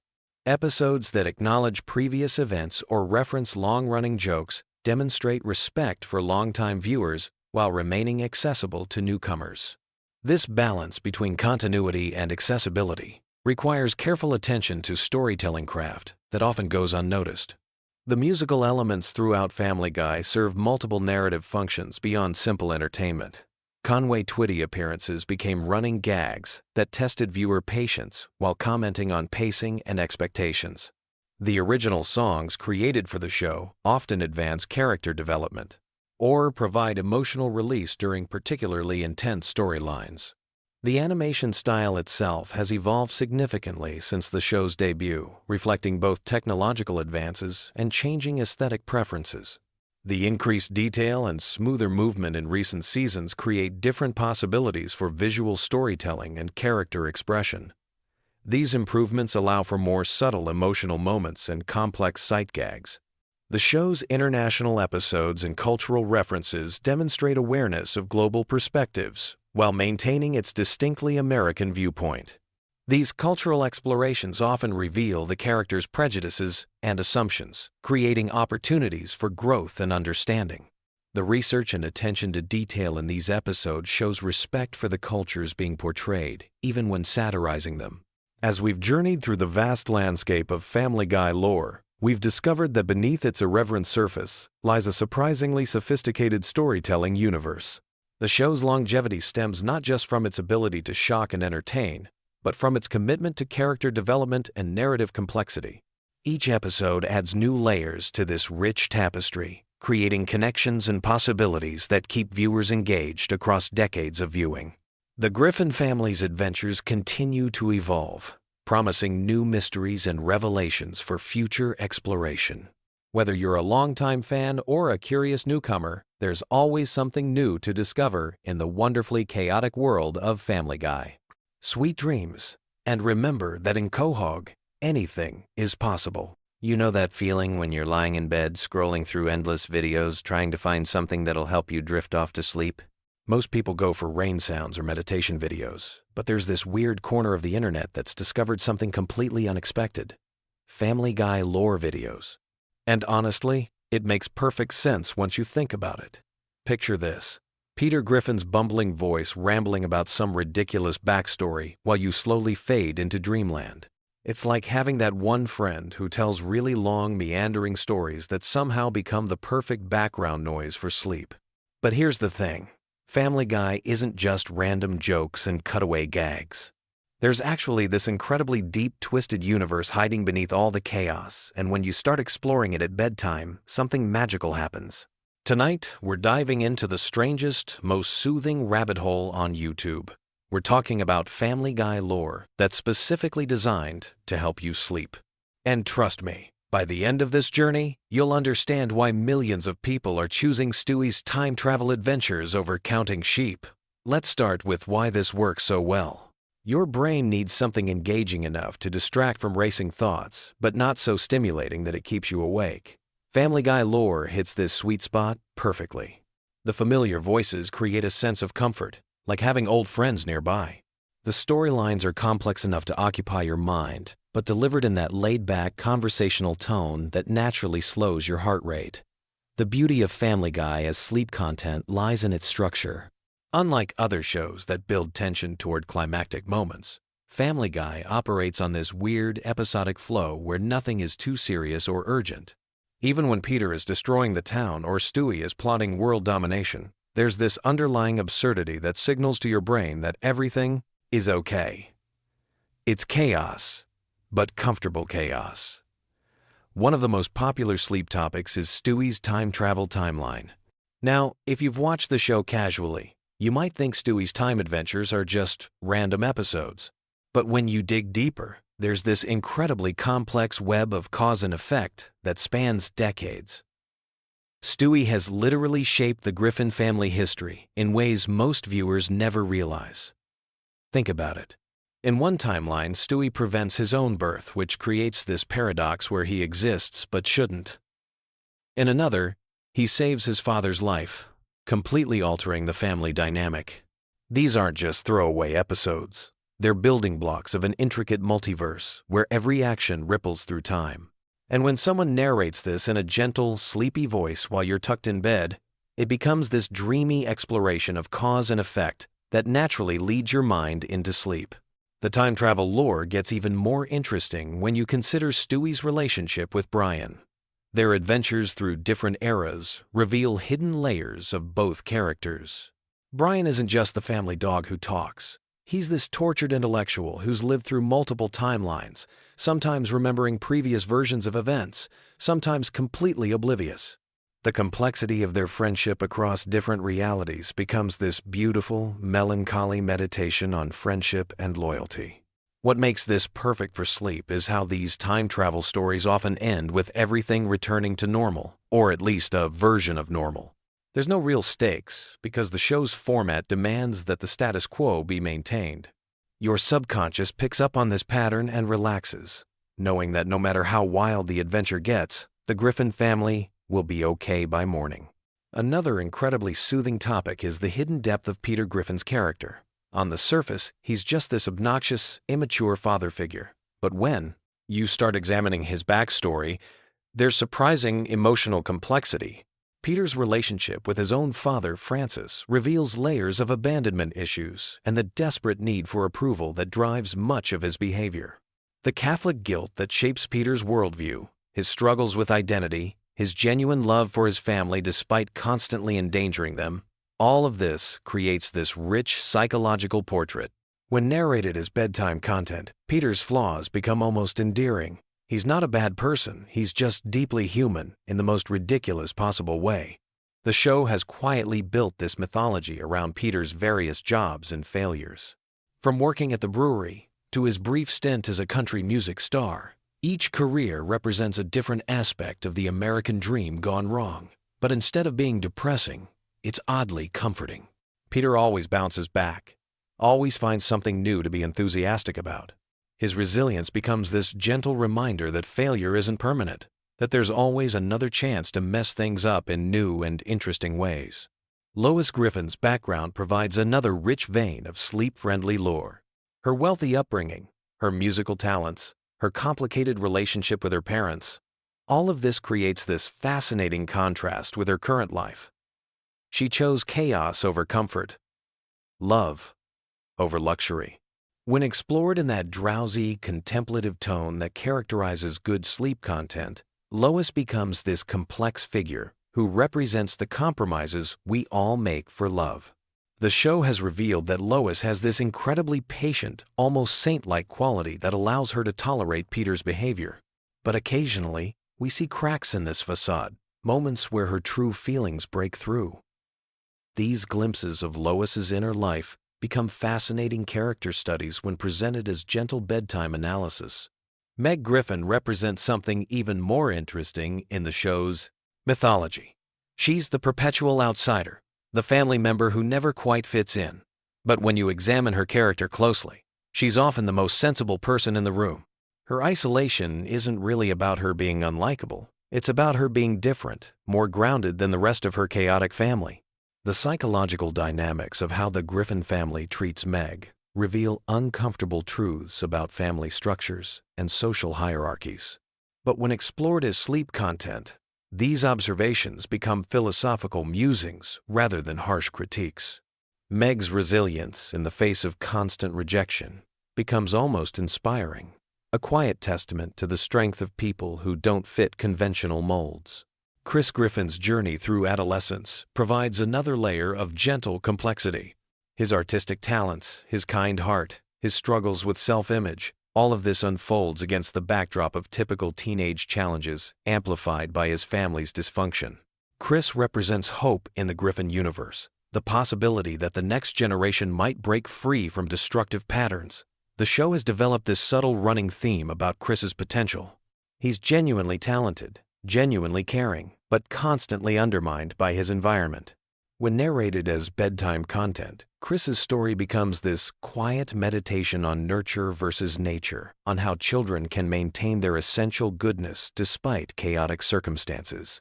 Brian Griffin deserves special attention because he's arguably the most complex character in the entire series. He's an intellectual trapped in a dog's body, an artist struggling with mediocrity, a liberal idealist living in a conservative household. His pretensions and failures make him simultaneously the most relatable and most frustrating character. Brian's writing career, his romantic relationships, his drinking problem, his philosophical debates with Stewie, all of this creates this rich tapestry of middle-aged disappointment wrapped in surreal comedy. When presented as sleep content, Brian's struggles become universal human experiences filtered through the lens of absurdity. The relationship between Brian and Stewie forms the emotional core of many episodes, and their dynamic has evolved significantly over the show's long run. Early episodes portrayed them as adversaries, but they've developed into this unusual friendship between two intellectuals who understand each other's isolation within the Griffin household. Their conversations, whether they're traveling through time or just sitting in the living room, often touch on profound themes of mortality, purpose, and connection. When these moments are compiled and narrated as bedtime content, they become these surprisingly deep philosophical discussions that naturally lead the mind toward contemplative rest. The supporting characters in Family Guy have developed their own rich backstories that provide endless material for sleep-friendly content. Glenn Quagmire, despite his obvious character flaws, has this complex history as a pilot and adventurer. His relationship with his father, his military service, his various romantic entanglements, all of this creates this surprisingly detailed character study. Cleveland Brown's departure and return to the show created interesting continuity questions that lore enthusiasts love to explore. The dynamics of the friend group, how relationships change over time, how people grow apart and come back together, these themes resonate on a deeper level when explored in that gentle, bedtime storytelling style. Joe Swanson's backstory as a police officer and his adjustment to life in a wheelchair provides material for surprisingly touching character exploration.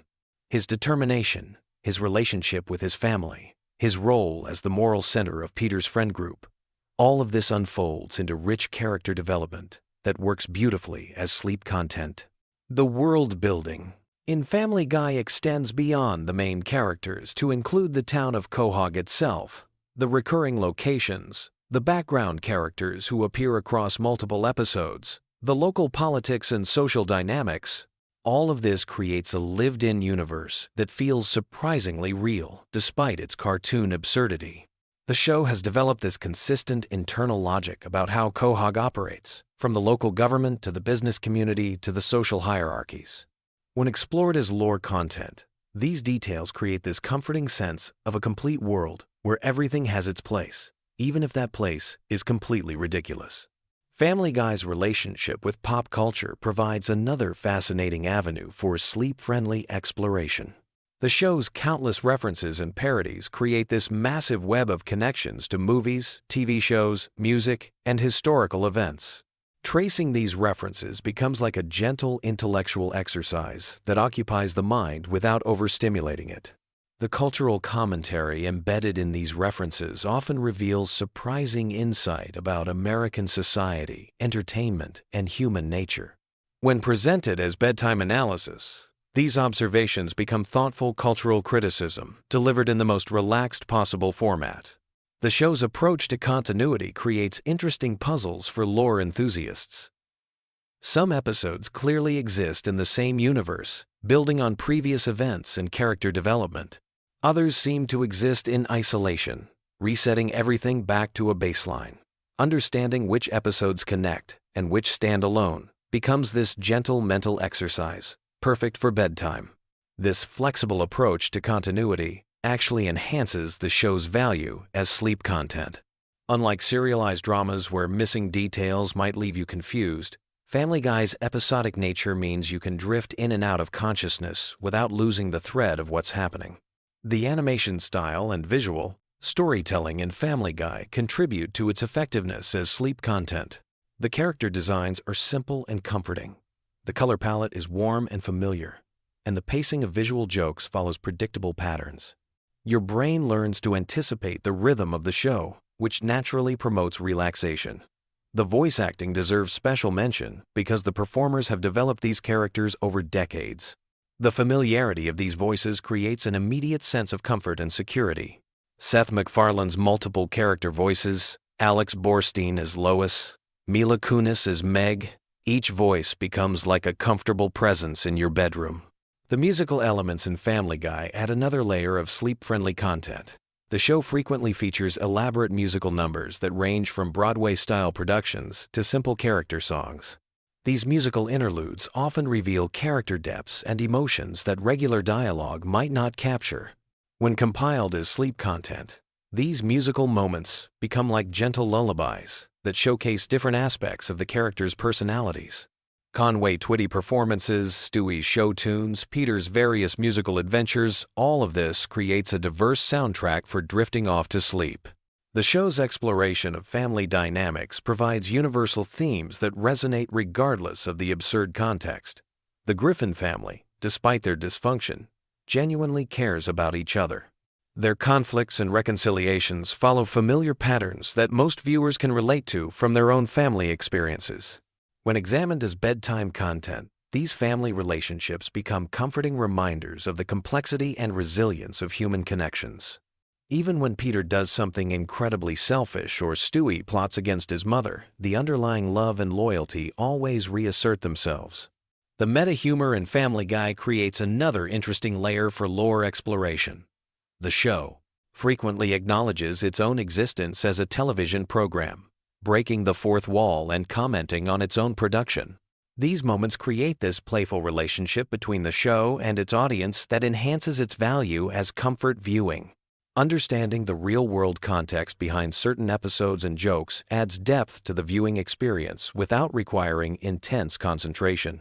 The show's commentary on television, animation, and entertainment industry becomes gentle insider knowledge that enhances appreciation without demanding active analysis. The evolution of Family Guy over its many seasons provides rich material for comparative analysis. Early episodes had different character dynamics, different humor styles, and different production values. Tracing how the show has changed and developed becomes like following the growth of old friends. This long-term perspective on the series creates a sense of history and continuity that enhances its comfort value. You're not just watching random episodes. You're participating in this ongoing story that has unfolded over decades of real time. The fan community around Family Guy has developed its own theories and interpretations that add layers of meaning to seemingly simple episodes. These fan theories become part of the show's extended lore, creating additional content for exploration and discussion. When presented as bedtime content, these fan interpretations and theories become like bedtime stories shared among friends.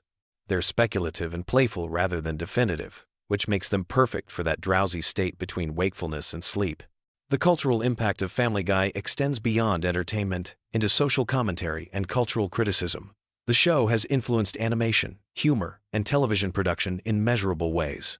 Understanding this broader impact adds depth to individual episodes without requiring intense focus. This cultural context becomes another gentle layer of analysis that enhances the viewing experience. You're not just watching cartoons, you're experiencing a significant piece of contemporary American culture that has shaped entertainment and comedy. The merchandising and spin-off content around Family Guy creates additional universe expansion that lore enthusiasts love to explore. Video games, books, merchandise, and related media all contribute to the overall Griffin family mythology.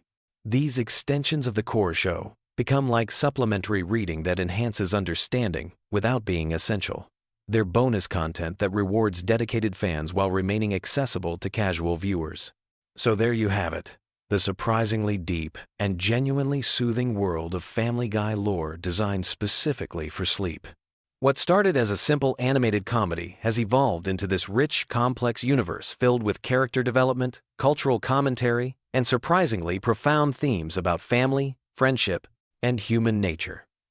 The next time you're lying awake at 3 a.m, scrolling through endless content options, remember that sometimes the most unexpected choices make the best bedtime companions. Peter Griffin's chaotic adventures and Stewie's time travel paradoxes might just be exactly what your brain needs to finally relax and drift off into peaceful sleep. Sweet dreams. And remember, in the multiverse of Family Guy, everything always works out in the end, which is exactly the kind of reassurance we all need before closing our eyes for the night. Ever find yourself tossing and turning at night, your brain buzzing with random thoughts? Well, tonight we're diving into something that'll either put you right to sleep or keep you awake with fascinating tidbits about one of television's most controversial animated families. Get comfortable, dim those lights, and let me share some incredibly random Family Guy facts that'll drift through your mind like counting sheep. Picture this. It's 1999, and television is about to change forever. A brand new animated show is about to premiere that would become one of the most talked about series in entertainment history. But here's something most people don't know. Family Guy almost never happened at all. The pilot episode was actually rejected multiple times before finally getting picked up. Seth MacFarlane had to fight tooth and nail just to get his vision on screen, and even then, the network executives weren't entirely convinced it would work. Speaking of Seth MacFarlane, here's a mind-blowing fact that might surprise you. He was originally supposed to be on one of the planes that hit the World Trade Center on September 11th, 2001. He had a ticket for American Airlines Flight 11, but he missed the flight because he was hungover from a party the night before, and his travel agent had given him the wrong departure time. That hangover quite literally saved his life and allowed him to continue creating the show we know today. It's one of those sliding door moments that makes you think about how different television history could have been. Now, let's talk about something that'll really mess with your head. You know Brian Griffin, the intellectual talking dog? Well, his character was almost completely different. In the original concept, Brian was going to be much more dog-like, basically just a regular pet who occasionally made witty observations. But MacFarlane decided to make him more human-like because he wanted a character who could serve as the voice of reason in the clappling, chaotic Griffin household. This decision fundamentally changed the entire dynamic of the show. Here's another random tidbit that might drift you off to dreamland. The famous chicken fights between Peter and Ernie the Giant Chicken weren't originally planned to become recurring segments. The first chicken fight was just supposed to be a one-off gag in Season 2. But the animators had so much fun creating the elaborate fight sequence that they decided to bring it back again and again. These fights became so popular that they're now considered one of the show's signature elements, even though they started as basically an inside joke among the production team. You know those cutaway gags that Family Guy is famous for? The ones that start with, "This is worse than that time when," or "Remember when?" Well, here's something fascinating about how they came to be. MacFarlane got the idea from old variety shows and comedy sketches he watched as a kid. He wanted to create something that felt like channel surfing, where you'd suddenly jump to a completely different scene or time period without warning. The writing team actually keeps a massive database of potential cutaway gags, and they have hundreds of unused ideas just sitting there waiting for the right episode. Let me tell you about something that happened during the show's darkest period. When Family Guy was canceled in 2002 after just 3 seasons, something unprecedented occurred. The show's reruns on Adult Swim became so popular that they actually brought in higher ratings than most news shows on primetime television. This had never happened before in television history. A canceled show was literally outperforming current programming just through reruns. The DVD sales were breaking records too, which ultimately convinced Fox to bring the show back from the dead. This revival made Family Guy one of the first major television shows to be brought back purely because of fan demand and aftermarket success. It changed how networks think about canceled shows and basically created the template for how fan campaigns could save their favorite programs. Pretty remarkable when you think about how social media wasn't even a factor back then. This was all done through word of mouth, online forums, and DVD purchases. Here's a random fact about Stewie Griffin that might surprise you. His distinctive football-shaped head wasn't originally designed that way. The early character sketches showed him with a more traditionally round baby head. But MacFarlane kept adjusting the proportions, making the head more and more elongated because he thought it made Stewie look more sinister and alien-like. The final design was actually inspired by the shape of a rugby ball, which MacFarlane thought gave Stewie a more intellectual, almost extraterrestrial appearance. Speaking of Stewie, his accent is another interesting story. MacFarlane originally performed the character with a standard American accent, but during recording sessions, he started experimenting with different voices. The posh British accent that became Stewie's trademark was actually inspired by Rex Harrison's performance as Professor Higgins in My Fair Lady. MacFarlane thought the sophisticated accent would create a funny contrast with Stewie being just a baby, and it became one of the character's most distinctive features. Now here's something that'll really blow your mind about the show's production process. Each episode of Family Guy takes approximately 8 to 10 months to complete from start to finish. That means the episodes you're watching tonight were actually being worked on almost a year ago. The animation process is incredibly complex, with each episode requiring hundreds of individual drawings and countless hours of voice work, sound design, and editing. It's like a massive assembly line that never stops moving. The voice acting sessions are pretty fascinating too. Unlike many animated shows where actors record their Borges lines separately, the Family Guy cast often records together in the same room. This creates more natural conversations and allows the actors to play off each other's energy. Seth MacFarlane voices 4 main characters, Peter, Brian, Stewie, and Quagmire, and he often has to have conversations with himself, switching between voices mid-sentence. The other actors say it's both impressive and slightly disturbing to watch. Here's a random detail about the show's animation style. The characters are deliberately drawn with simple, clean lines because MacFarlane wanted them to be easy to animate quickly. This was partly a practical decision. More complex designs would have made production much more expensive and time-consuming. But it also gave the show a distinctive look that set it apart from more detailed animations like The Simpsons. The simplicity actually became part of the show's charm. Let's talk about something that happened behind the scenes during the show's peak years. The writing room had a very specific creative process that sounds almost ritualistic. Every morning, the writers would gather and pitch random ideas, no matter how weird or nonsensical they seemed.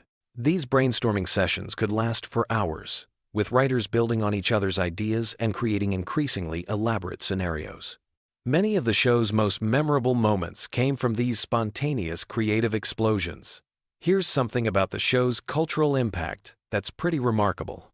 Family Guy has been translated into dozens of languages and airs in over 100 countries worldwide. But here's the interesting part. Different countries have different censorship standards, so episodes are often edited differently depending on where they're broadcast. Some countries remove certain religious references, others cut violent scenes, and some even change dialogue to make cultural references more relevant to local audiences. The merchandising aspect of Family Guy is another fascinating rabbit hole. The show has spawned everything from action figures to breakfast cereals to mobile games, but one of the most successful merchandise lines has been the talking Stewie dolls, which were initially rejected by toy companies because they thought parents wouldn't want their children playing with a toy that made sarcastic and sometimes inappropriate comments. When they finally got produced, they became one of the best-selling animated character toys of the early 2000s. Let's drift into some trivia about the show's music. Family Guy features more original songs than most animated series, and many of them have become surprisingly popular. The song Shapoopy from the episode Mission Impossible actually led to increased sales of the original 1,957 Broadway recording. Seth MacFarlane's love of classic American standards heavily influences the show's musical choices, and he often uses the characters to perform songs from the Great American Songbook. Here's something that might help you fall asleep. The show's approach to continuity is intentionally loose and dreamlike. Unlike shows that maintain strict chronological order and character development, Family Guy treats each episode almost like a separate universe. Characters die and come back, relationships reset, and events from previous episodes are often ignored completely. This was a deliberate creative choice to give writers maximum freedom to tell whatever story they wanted without being constrained by what happened before. The show's relationship with controversy has always been complex and evolving. What started as boundary-pushing humor that felt fresh and daring gradually shifted over the years, sometimes crossing lines that made even longtime fans uncomfortable. The writers have acknowledged this evolution, often using the show itself to comment on its own controversial moments. It's like the show became self-aware of its own reputation and started having conversations with its critics through the episodes themselves. As we drift toward the end of our random fact journey, here's something particularly interesting about Family Guy's place in animation history. The show arrived at a perfect moment when adult animation was just beginning to find its footing as a legitimate television genre. The Simpsons had proven that cartoons could be sophisticated and satirical, South Park had shown they could be provocative and current, and Family Guy carved out its own niche by being rapid-fire and referential in ways that felt uniquely modern. The show's influence on internet culture cannot be overstated. Long before social media memes became a cultural phenomenon, Family Guy was creating bite-sized moments of humor that people would quote and reference online. The cutaway gags, in particular, felt perfectly suited to the short attention spans and random humor that would later dominate platforms like YouTube and TikTok. In many ways, Family Guy predicted the kind of humor that would thrive in the digital age. So, as you settle into sleep tonight, remember that Family Guy represents something larger than just an animated sitcom. It's a cultural artifact that captured a specific moment in entertainment history. When television was becoming more experimental, audiences were hungry for edgier content, and creators were learning to navigate the balance between pushing boundaries and maintaining mass appeal. The show's journey from cancellation to revival to cultural phenomenon mirrors the changing landscape of television itself. Sweet dreams, and may your sleep be filled with random cutaway gags and the gentle sound of Peter Griffin's distinctive laugh echoing through your subconscious.